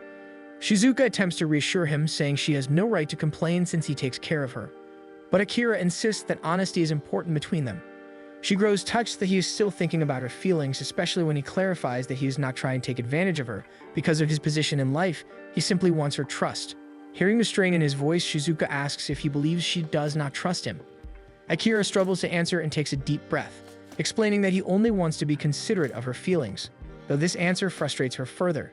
Instead, he begins telling her about invisible people. He explains that many of them become spies because of their abilities, which is why there are very few public records about their kind. While others see their invisibility as an asset, for them, it is also a curse, as it makes it difficult to build trust with other races. Even as a child, he was taught how to behave in ways that would make others see him as trustworthy. Shizuka finds this hard to understand since to her the only difference is that he cannot be seen. Akira laughs softly, relieved, realizing that she can see it that way because she herself does not value sight in the same way others do. When she asks whether being invisible makes life difficult for his race, he answers indirectly by telling her about an invisible model who recently gained attention. The model uses invisibility creatively in his career, drawing public interest and raising awareness about their kind. Akira reveals that he met the model as a child and was inspired by him to express himself more through clothing. To him, the model felt like an older brother. He promises to be less accommodating, starting by boldly eating a donut in front of her without worrying about appearances. That evening, Shizuka sleeps in his bed, feeling happy that he is slowly becoming more open with her, though she blushes slightly because she had secretly hoped they might grow closer physically that night. Meanwhile, in the bathroom, Akira feels a quiet guilt for not telling her everything. He knows that someday he will have to, even if he would rather avoid it. For now, he pushes the thought aside and steps into the shower. Akira and Shizuka stop by a hot spring to enjoy a foot bath. They are currently on a day trip together. Akira shares that he usually doesn't go to hot springs because public baths are difficult, since there's always the risk of someone accidentally sitting on him. Seeing that he is a little down about not being able to enjoy hot springs, Shizuka admits that she can't fully enjoy them either. Because of her condition, she always needs someone to assist her, and she hates feeling like a burden. Both of them find comfort in discovering yet another thing they have in common. Leaning against each other, they quietly enjoy the moment, feeling as if a part of them has finally been healed. Later, as they begin walking home, they overhear people arguing nearby. Someone appears to be desperately begging a customer to stay the night at their inn. However, the customer refuses, claiming that the inn is haunted. Akira and Shizuka observe the commotion, and Shizuka recalls that their agency is sometimes called to investigate paranormal activity. The crabfolk hostess overhears their conversation and quickly shuffles over to them, asking if they investigate paranormal cases. She explains that she has been having problems lately due to reviews claiming the place is haunted. Akira tries to explain that today is actually his day off, but the crabfolk doesn't seem to hear him and continues pleading for his help. She promises to pay their fee and even offers them a free night's stay. Remaining calm, Akira hands her his business card and politely tells her that he isn't working today, but she is welcome to visit their agency another time. The crabfolk suddenly begins wailing, worried that her inn will continue to suffer from bad reviews until he becomes available. Trying again, she sweetens the deal and offers them the inn's best room, complete with a private open-air bath. Akira is tempted, realizing this would allow him to finally enjoy a hot spring. Still, he tries to turn the offer down politely. However, Shizuka is also intrigued by the idea of bathing in a private onsen. She casually tells Akira that rearranging his schedule would be easy. When they enter the inn, they are greeted by one of the servers who escorts them to their room. Akira is pleased with the accommodations but notices that the bath can be seen from the room. He considers mentioning it to Shizuka, but decides he can simply close the curtains later to respect her privacy. Suddenly, Shizuka announces that she wants to try the onsen. Akira lets her go ahead while he decides to speak with the crowdfolk. They talk in the lounge where Akira notices that they appear to be the only guests staying at the inn. Looking through the reviews, he finds several guests claiming they saw blood on the floors. The crabfolk explains that one guest did report something like that once, but when the staff checked, the floor was completely spotless. Akira finds another review describing strange dragging sounds in the evening. The crowdfolk admits that dragging sounds can sometimes be heard, but they usually happen during the day when guests are moving luggage. Akira wonders if the blood and the dragging sounds could be related. He then shows the crabfolk another claim mentioning a torso ghost that supposedly appears in the evening. The crabfolk insists that she has never witnessed anything strange. Akira easily believes her. The crabfolk begins crying over the loss of business caused by these baseless rumors, so Akira promises to conduct a proper investigation. He begins by checking the floor where guests claim to have seen bloodstains. However, the floor is perfectly clean and there is no evidence that blood had ever been there. After thinking it over, he sighs. He realizes he doesn't have any of his usual tools to investigate properly. He also feels a bit guilty for taking the case because of the free room and bath. Deciding he should return another time with the proper equipment, he heads back to the room. When he enters, he is pleasantly surprised to see Shizuka wearing a yukata. When Shizuka encourages him to try the bath, Akira initially refuses, claiming that he still needs to focus on the investigation. Shizuka doesn't argue, but the disappointment in her voice is very evident. Because of that, Akira soon finds himself taking a bath. He tries to relax for once, reasoning that he should allow himself this short break and continue the investigation later in the evening. While washing his back, the curtains suddenly open and Shizuka presses herself against the glass door. Because of her blindness, she doesn't realize Akira is currently bathing. Instead, she huffs and complains that he kept the curtains closed, believing the door to be a window that overlooks the view outside. After Akira finishes his bath, Shizuka confronts him about the curtains. Realizing he can't avoid the topic any longer, Akira finally tells her the truth, which leaves Shizuka extremely embarrassed.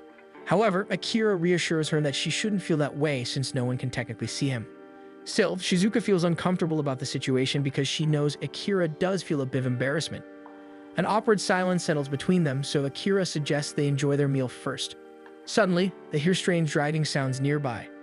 Akira suggests that Shizuka stay in the room while he goes to investigate, but she becomes too frightened and begs him not to leave her. Akira holds her close and decides to take her along with him instead. When they step into the hallway, they notice a strange liquid on the floor. When Akira examines it more closely, he notices that the substance is black in color. When he touches it with a gloved finger, he also realizes that it's not blood. At that moment, Shizuka smells something strange. At the same time, Akira notices a mysterious figure walking past the window. From his perspective, it looks as though the figure only has a torso. Shizuka panics when she hears his description, but quickly calms herself. She insists she can handle even the scarier descriptions.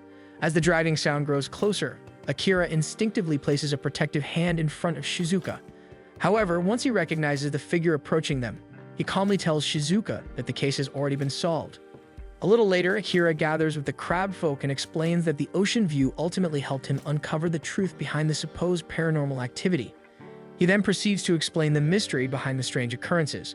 Akira reveals that the people responsible for the strange sightings are actually the inn's employees. However, he explains that they were simply performing their normal duties, which is why the crab folk never considered their actions unusual.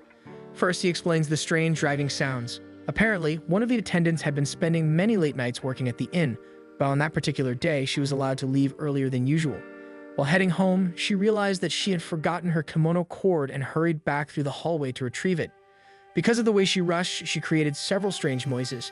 She happened to bump into Akira and Shizuka inspecting the mysterious liquid in the hallway.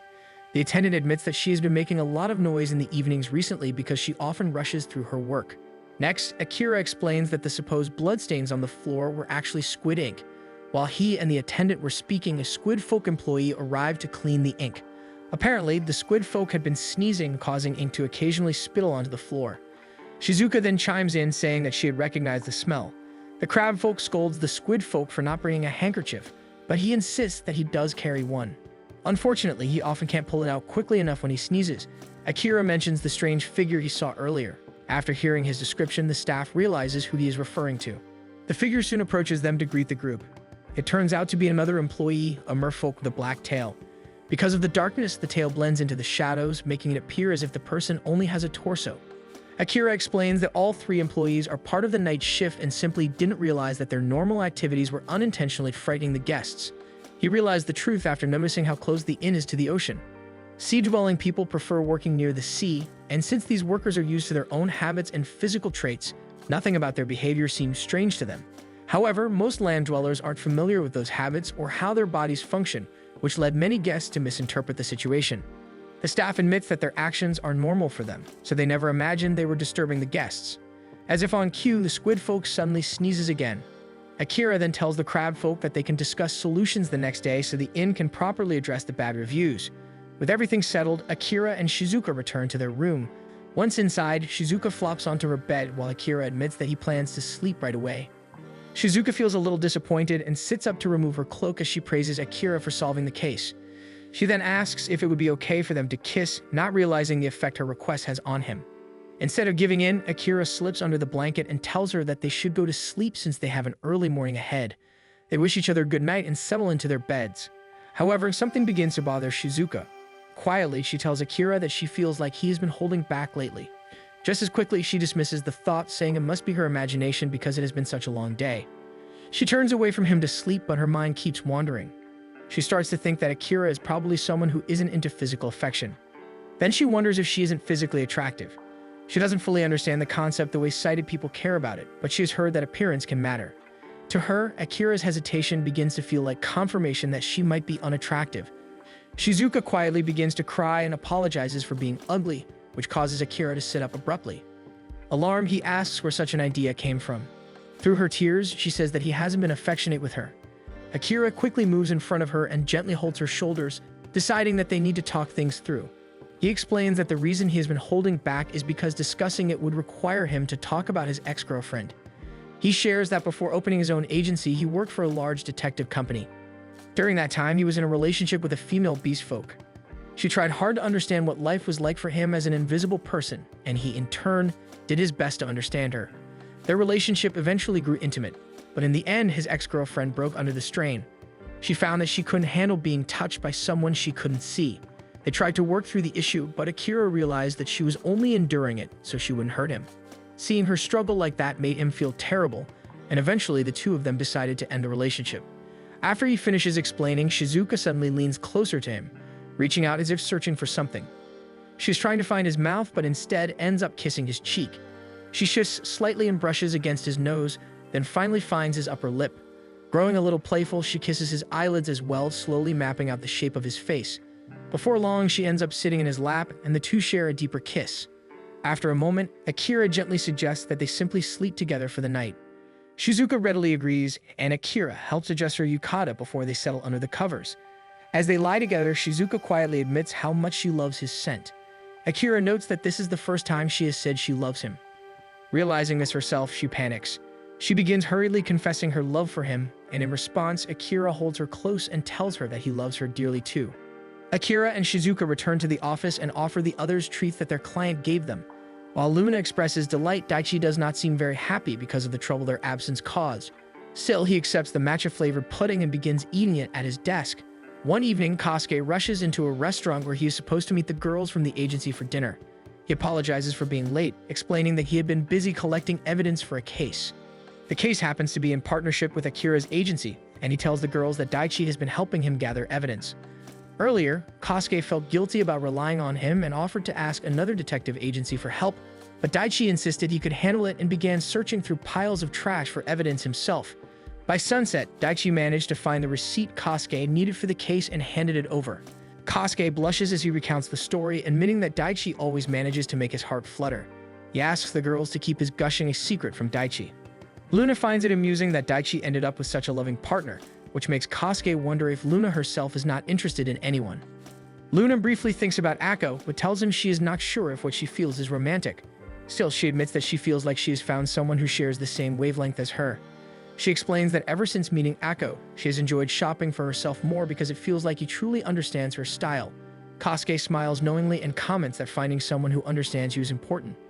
Shizuka adds that Luna has seemed calmer since meeting Akko. Luna nods and admits that having fewer things to worry about has helped her relax. She then turns the conversation to Shizuka's love life. Shizuka happily shares that she and Akira are planning to live together soon, excitedly explaining that they will try staying at her apartment together. Kosuke and Luna find her enthusiasm adorable. Luna casually points out that Shizuka and Akira hardly ever fight. Shizuka agrees and says the only time she really complained about him was when she called him a super darling, but the issue is quickly resolved. Luna concludes that it is probably because Akira is naturally a gentleman, so even small misunderstandings never escalate into real arguments. On another late afternoon, Akira arrives at Shizuka's apartment and she is already standing near the entrance to welcome him. Akira then brings the bouquet closer and admits that he bought it for her because he is excited about staying over. She happily accepts the roses and guides Akira to the dining table. Akira wonders aloud if it might be too early for dinner, explaining that he rushed over as soon as he could. Shizuka suggests that they have tea first, and Akira offers to step out and buy some snacks. However, Shizuka stops him and instead brings out a plain chocolate cake she baked herself. Akira looks amazed as he lifts the cake to examine it more closely, admitting that it is actually the first time someone has baked sweets for him. Surprised by this, Shizuka offers to get some whipped cream to go with the cake. She walks over to the refrigerator and takes out a bowl of whipped cream while Akira asks if he could borrow a glass for the flowers. As Shizuka turns, she accidentally loses her grip on the bowl. She freezes in shock when she feels the cream on her cheek and in her hair, while Akira quickly steps in to help her clean up. Feeling embarrassed, she tries to lick some of the cream off herself, which Akira finds unexpectedly endearing. He gently cups her face so he can wipe away the remaining cream with a damp towel. Under his gentle touch, Shizuka feels almost blissful. She reaches forward and grips the front of his clothes, making Akira worry that she might be upset. He asks if she still has enough cream left so they can make a fresh batch together. Shizuka immediately brightens at the idea and allows him to finish cleaning her face. It does not take them long to prepare their snacks, and Akira takes the first bite of the cake. He tells her that it is delicious and pairs perfectly with the black tea she prepared. Shizuka beams at the compliment and quietly hopes that moments like this can continue between them. A little later, the two of them find themselves arguing about the sleeping arrangements. Both insist on taking the floor. Shizuka worries that if she takes the bed, she might accidentally step on Akira. Akira, however, insists that he would be happy to be her footstool.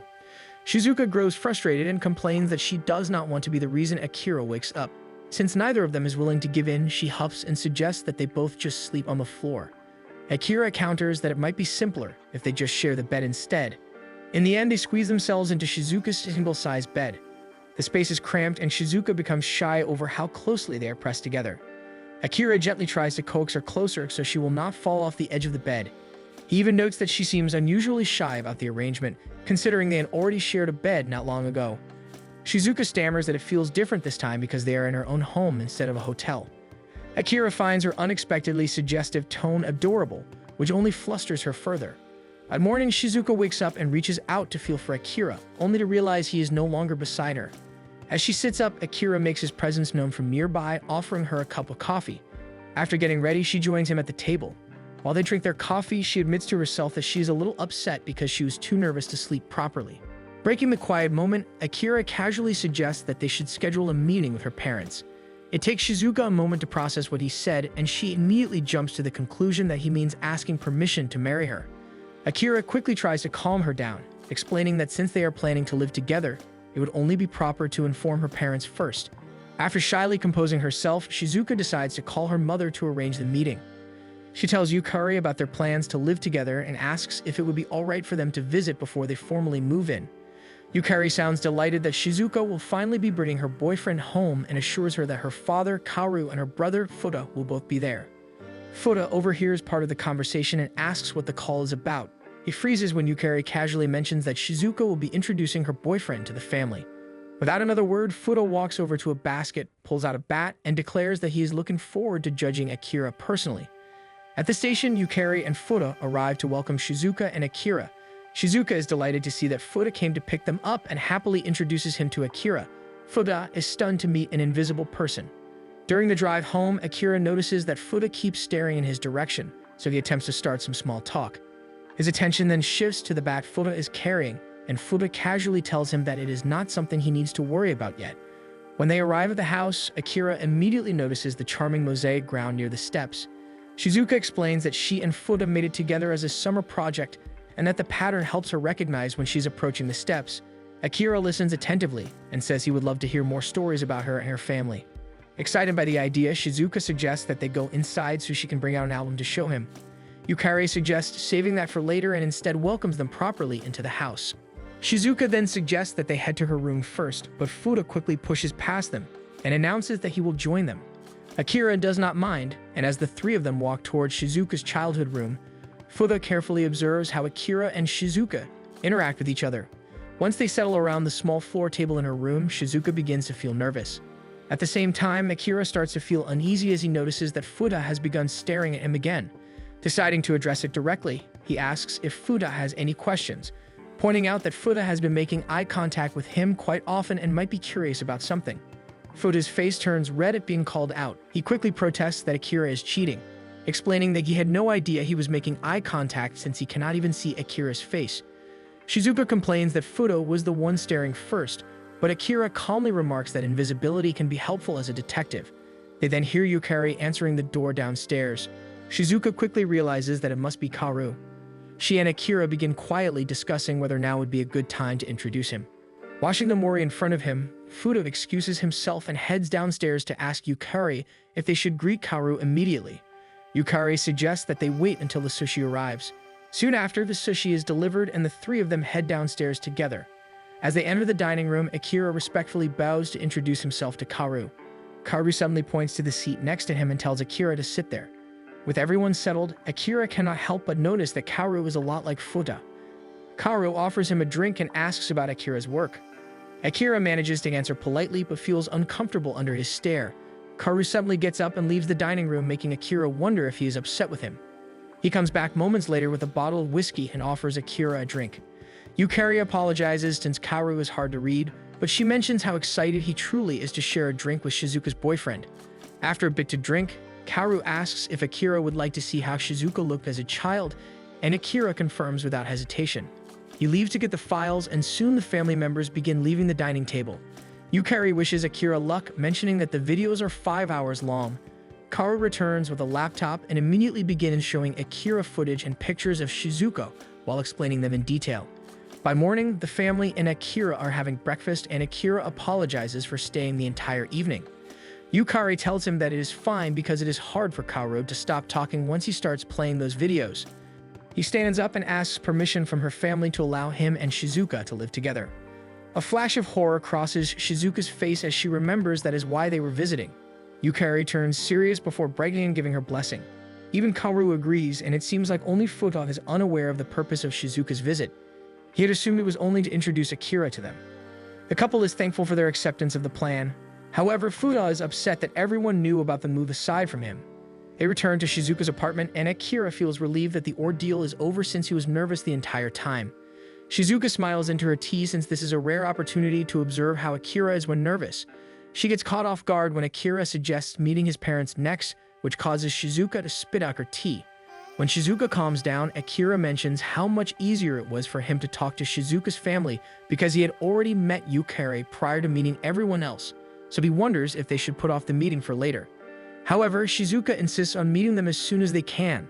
Akira tells her that they need to prepare to stay over for a bit because the trip will be long since his parents live in a peculiar area. He explains that they live in a town where only invisible people live, which piques Shizuka's curiosity. During the bus ride to his hometown, Akira grows unusually quiet. Even Shizuka begins to notice the change and finds his silence a bit strange. Trying to lift the mood, she expresses her excitement about finally visiting his hometown. However, Akira admits that there really isn't much to do there and even describes the village as odd, which only makes Shizuka more curious. When the bus finally arrives at the shopping district, they step off together. Shizuka immediately comments on how fresh and clean the air smells. As they walk through what appears to be an empty street, Shizuka describes the area as lively. Akira is surprised at her observation, but then remembers that because of her lack of vision, her other senses are much sharper. She can still sense movement and noise around her. To her, it feels no different from any other town. Curious, she asks why Akira called the place odd. Akira explains that for most people, the experience can be disorienting. He then gently pulls her along, mentioning that his parents' house is just nearby. The reminder makes Shizuka nervous again, but she allows him to guide her forward. Neither of them notices that Masashi, the invisible model Akira admires, recognizes him from behind. When they finally arrive at Akira's home, Shizuka's nerves spike. While Akira tells her where his parents are positioned in the room, Shizuka cannot find her voice. The silence feels overwhelming. Akira has always been quiet, but his parents are even more so. She can't help but feel as though they are silently judging her. Akira softly calls her name, grounding her. Gathering her courage, Shizuka finally introduces herself. Akira's mother, Shoko, is the first to respond. However, her tone sounds flat to Shizuka, making her worry that she isn't being well received. She silently hopes Akira will say something to ease the tension, but instead he calmly announces that Shizuka is his girlfriend and that they are planning to live together. His father, Takumi, gives his approval. Shoko follows, and this time her tone carries a hint of excitement as she agrees as well.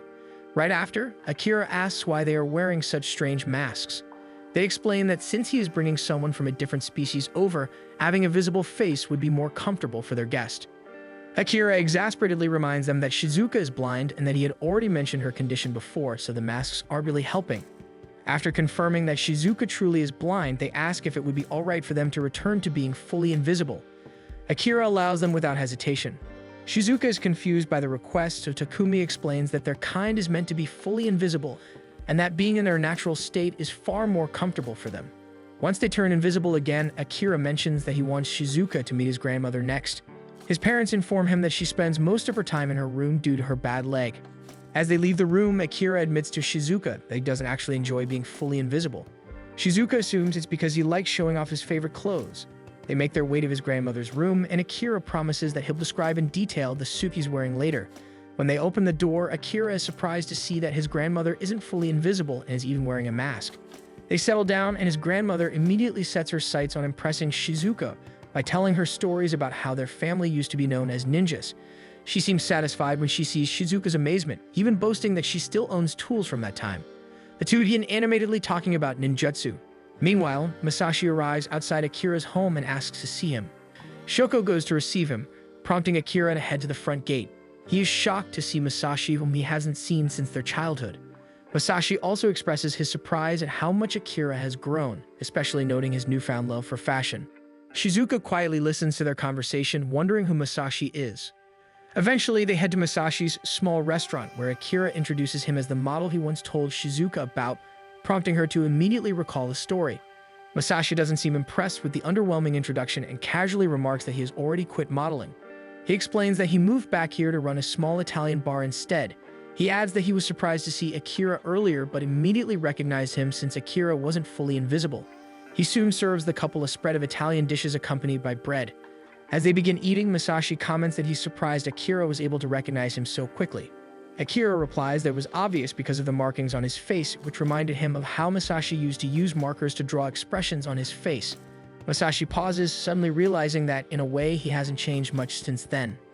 Akira then shares that he's still grateful to him for what he did back then. This prompts Masashi to recall how Akira used to cry as a child because he couldn't recognize anyone around him. Akira explains that since he grew up elsewhere, visiting the town as a child had been overwhelming. Everyone was completely invisible, making it impossible for him to tell people apart. Thankfully, he met Masashi, whose habit of drawing on his face made him stand out. Because of that, Akira found comfort in being able to recognize at least one person. He adds that Masashi used to look like he was hosting a one-man Halloween back then. Still, he admits that Masashi was the reason he didn't feel completely alone. Masashi reminisces about the different designs he used to draw on his face. He admits that when he eventually landed a modeling job, even he was surprised. He explains that there aren't many career paths for invisible people outside their hometown aside from specialized jobs like investigative work. Bored of the stagnant life, he had always been curious about life in the city, so he left on a whim. He recalls his audition day vividly. At first, the judges were intrigued, but it didn't take long for them to realize that any invisible person could technically do what he did. There was nothing that made him uniquely necessary. Even when he managed to find work, his invisibility often caused more problems than it solved. During that time, he came to understand why people in his hometown preferred to stay where they were. In the outside world, everything felt far more difficult than he had imagined. One night, he decided to relax in a bar, hoping to clear his head, but his thoughts refused to settle. His mind constantly reminded him that he wasn't different from anyone else of his kind. His thoughts drifted back to the people in his hometown as well, and the idea of returning only made things worse. He was certain they would judge him for chasing his dream. In an attempt to escape it all, he started drinking more, hoping to drown out the noise in his head. For a while, it seemed to work. Somewhere in that haze, he found a marker and began expressing himself the only way he knew how. By the next morning, he woke up feeling sick and disoriented, but quickly remembered he had an audition that day. As he prepared to get ready, he caught sight of himself and froze when he saw he had drawn a skull across his face. Panic immediately set in. He tried desperately to wash the ink off, but nothing worked. With no other choice, he went to the audition like that and apologized to the judges. As they examined him in silence, Masashi braced himself for rejection. But instead, the opposite happened. The judges found him interesting. At first, he thought they were just humoring him, but one of them reassured him that they genuinely found him unique. Just like that, he was hired. Akira finishes the story by explaining to Shizuka how Masashi eventually used tattoos and body paint to enhance the clothes he modeled and create a distinct presence. Shizuka is amazed, though she has trouble fully picturing it.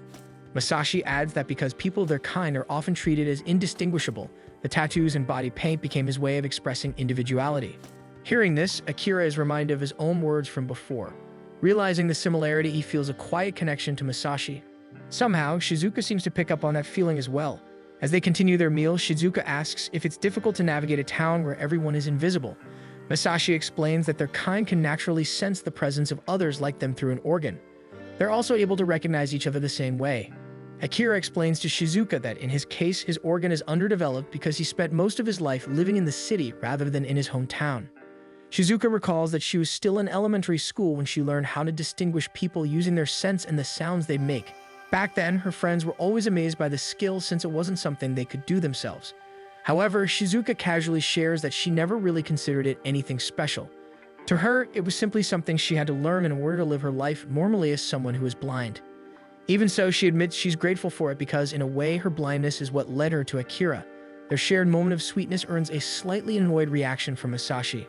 After finishing their meal, the two thank Masashi and promise to visit again sometime before heading out. As they walk through the quiet streets, Akira's thoughts drift to how invisible people are perceived by the outside world. Under the soft glow of the moonlight, Akira suddenly stops. He turns to Shizuka and tells her how grateful he is to have met her. The sudden confession makes her blush, and Akira admits that he needs to be honest about his feelings, since being straightforward is the only way he knows how to express himself as someone who can't be seen. He takes her hand firmly, and Shizuka feels her heartbeat quicken. Akira tells her that everything she does makes his heart race. He then gently holds both of her hands, making it clear just how serious he is about her. One day, Shizuka waits for Fuda at the train station. He arrives on time, though instead of greeting her properly, Fuda shifts the topic and asks about Akira. Shizuka explains that Akira is still at work, noting that detectives don't have fixed schedules. Fuda decides not to dwell on it and instead admits that he's hungry, suggesting they grab something to eat. Shizuka hesitates, feeling a bit guilty since she doesn't have money on her, but Fuda quickly pulls out a 10,000 yen bill and explains that Kaoru gave it to him so they could have dinner together. Relieved, Shizuka picks a place and they begin walking. Along the way, Fuda suddenly spots someone who looks like Akira nearby. He tells Shizuka to wait while he goes to confirm. He sees Akira talking to a catfolk woman, and the scene immediately gives him the wrong impression. Convinced that Akira is cheating, Fuda rushes back to Shizuka and declares that he's going to beat him up for betraying her. Shizuka is confused and scolds him for jumping to conclusions, but somehow, the two still end up following Akira.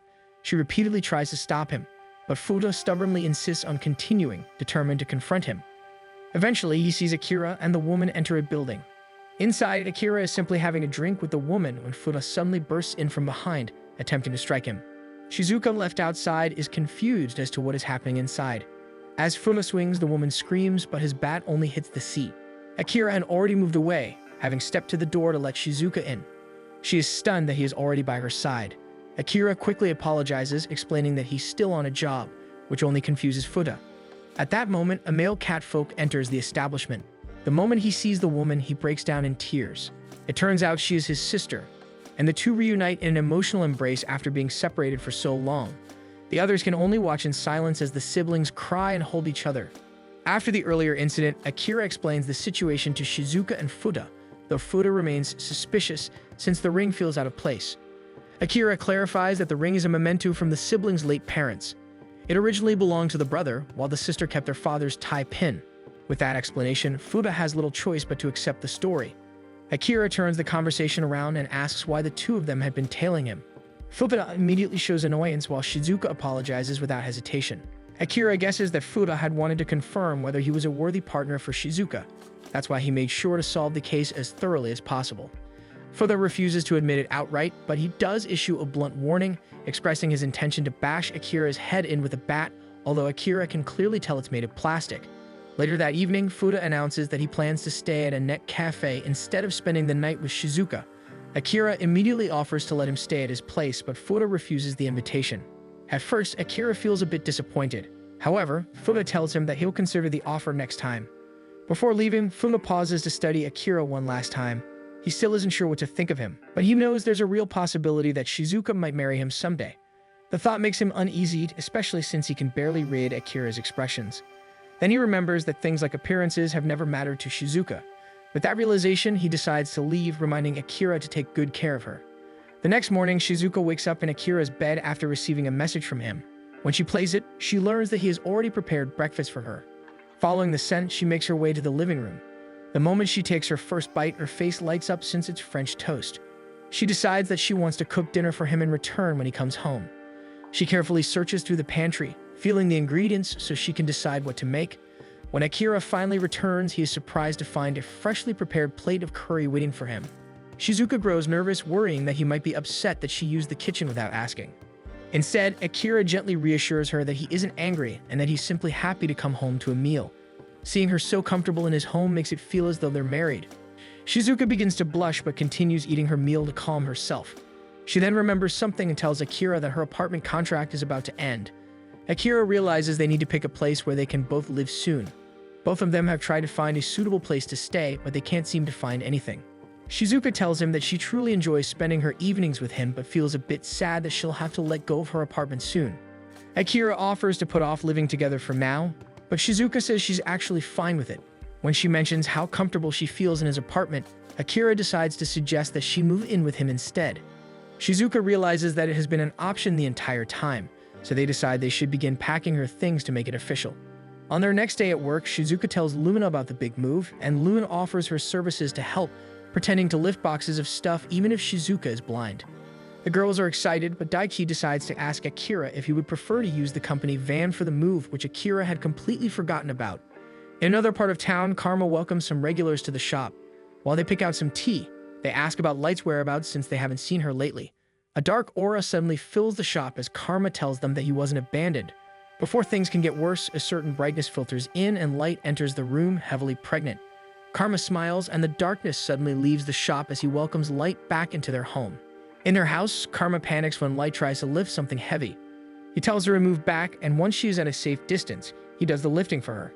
Light knows he is worried about his curse, so she rushes near him and tells him that she was blessed so much while she was away that she doubts his curse would even harm her. She tries to convince him to put cream on her belly, but suddenly, sharp contractions hit her, causing her to drop to her knees. The next day, Karma recounts the story to Akira and Shizuka. He tells them how panicked he was, but Light had managed to get him to call Twin and prepare her overnight bag for the hospital. When he helped her into the car, Light held his hand and told him that their baby is actually a set of twins. Shizuka is shocked by the news and wonders why Karma doesn't seem happy. Then a teapot falls and breaks. Karma goes to clean it, explaining that since Light left for the hospital, he has been so nervous that his curse has been leaking out. Shizuka wonders if Karma is nervous because the delivery might be dangerous. But Karma tells her that Light's whole family has been preparing for the birth, so he is sure that with their blessing and all the preparations, the delivery should be a problem. A dark aura suddenly fills the shop as he tells them that he's more worried that his curse might complicate things or might have done something to Light or the babies. Things begin falling again, and Akira gets the feeling that Karma is trying to pass his curse to them. When Karma cheerfully agrees, Akira immediately takes Shizuka away. Karma tries to stop them from behind, begging them that he needs to vent out his worries, so Akira suggests venting like before. Karma hopelessly says it's harder to control now and that he really needs their help, but Akira really doesn't want Shizuka to take part in helping him. Karma asks what's wrong with passing his curses to people, which makes Akira mildly irritated. Shizuka convinces Akira to allow it for once since Karma is worried about Light and the babies. Karma immediately brightens and Akira pulls Shizuka to his side, insisting that she stay close by. Suddenly, a wash basin hits Akira's head, causing him to recoil for a moment. Later, Akira manages to get Shizuka to leave, but now Karma is stuck clinging to him. Karma suggests heading to Akira's apartment and then heads off to the convenience store to buy them some snacks. While Akira waits, another wash basin hits him in the head. Karma returns and notes that some of his curse has effectively latched onto Akira. Akira demands that it be removed, but Karma smugly tells him that it can't, and that the curse will stick with Akira until his fear over the baby's delivery is gone. The hospital suddenly messages him, informing him that he can talk to Light soon. This relaxes him a bit, but he feels uneasy again when Akira mentions that Karma will be able to see the babies soon. Upon realizing this, Karma hands over the snacks and runs off. When he reaches an alley, he lets his curse spill out, then he receives a call from Light. Seeing her makes it subside for a bit, but it comes back when Light mentions that he should go to the hospital and be with her. Karma tells her he can't risk his curse harming her or the babies. He begins crying, fearing the worst, but then Light begins crying as well, insisting that she really needs him next to her because she is also very nervous about going through the delivery. Hearing her cry through the phone, Karma apologizes and tells her that he's heading to her now. The gloom around him disperses as he begins heading toward the hospital. By the evening, Akira and Shizuka are packing Shizuka's things. Akira is about to carry a box of dishes to the trash bin, but the packing tape gives way and sends all the dishes to the ground, breaking them. Akira tries to warn Shizuka about the broken glass, but ends up stepping on the shards himself. Later, he is seated with his foot lightly wrapped. He tells Shizuka that this is probably the doing of Karma's curse, since Karma had noticed that he managed to catch it. When Shizuka visibly pales, Akira insists that the curse only causes small misfortunes, so he should be fine. Still, Shizuka feels bad that she left him alone with Karma, insisting that she should have done something to protect him. When Akira tells her it was for the best that she didn't get cursed, a wash basin suddenly falls on his head again. Later, while balancing a lot of boxes, a random bottle rolls right in front of him. Then, as he checks one of the cabinets for some cleaning supplies, some liquid soap falls onto his head. As he cleans the floor, he accidentally gets hit by Shizuka. He collapses on her bed, exhausted, as he apologizes, since he wasn't able to help much due to the curse. However, Shizuka feels like it's her fault because she wanted to move to his place right away. Akira tries to remind her that it's actually Karma's curse that's causing all his injuries. Shizuka still insists it's her fault, so she smiles and tells Akira to head home so she can finish packing what she can until Daichi arrives. Akira leans toward her and cups her face, telling her not to say sad things. He reminds her that despite knowing about the curse, he still continued to work because he is also excited to have her by his side. He tells her that she isn't getting rid of him easily before flatly adding that he doesn't want Karma's curse to cause a strain in their relationship. Shizuka then gets an idea. She announces that since she doesn't have the curse, she should be able to repel bad things from happening to him if she lies on top of him. She then immediately hovers on top of him and squeezes him, challenging the curse to do something harmful. But nothing seems to happen, so Shizuka believes it is working. Shizuka lets go after noticing their position, then Akira gets a call from Karma. When he picks up, he receives news that the twins have been born and that Light is safe as well. Karma says he is grateful he managed to make it to the hospital, and he credits it to Akira. If Akira hadn't taken some of his curse, it might have prevented him from going. He also informs Akira that the curse should have been lifted earlier. When the call ends, Akira thanks Shizuka for being willing to protect him from the curse, even though no real danger was there. Her doorbell rings and Akira answers it. It turns out to be Daichi and looks like he predicted that the packing wouldn't be done, so he brought Luna and Kasuke along to help out getting things done. Shizuka is happy to have reliable friends and they filter into her tiny apartment to begin helping. Everyone is soon busy packing boxes and moving them to the van. They unload everything at Akira's place and head out. Akira leads Shizuka back to his apartment and suggests they take their time unpacking. Shizuka's stomach growls and Akira realizes they haven't had the chance to eat, so he orders some pizza since they should celebrate moving in together. When the pizza arrives, they don't waste any time and dig in. Akira suddenly remembers he wanted to give Shizuka something and shuffles around in his bag. Shizuka thinks it's a ring but tells herself she is jumping to conclusions again. Akira then asks for her left hand and slips something onto her ring finger. However, it isn't a ring with the keys to his apartment. He says he had a spare made earlier, so he wanted to give it to her. Instead of feeling disappointed, Shizuka is happy and gestures that she wants a hug. Akira immediately stands and hugs her close before pulling her into a deep kiss. When Shizuka pulls away, she tells him she wants to use the key, so Akira suggests they buy some dessert at the store. She shouts in agreement, and they discuss what they want to get. Thanks for watching. This marks the end of the season. Don't forget to subscribe if you enjoyed it.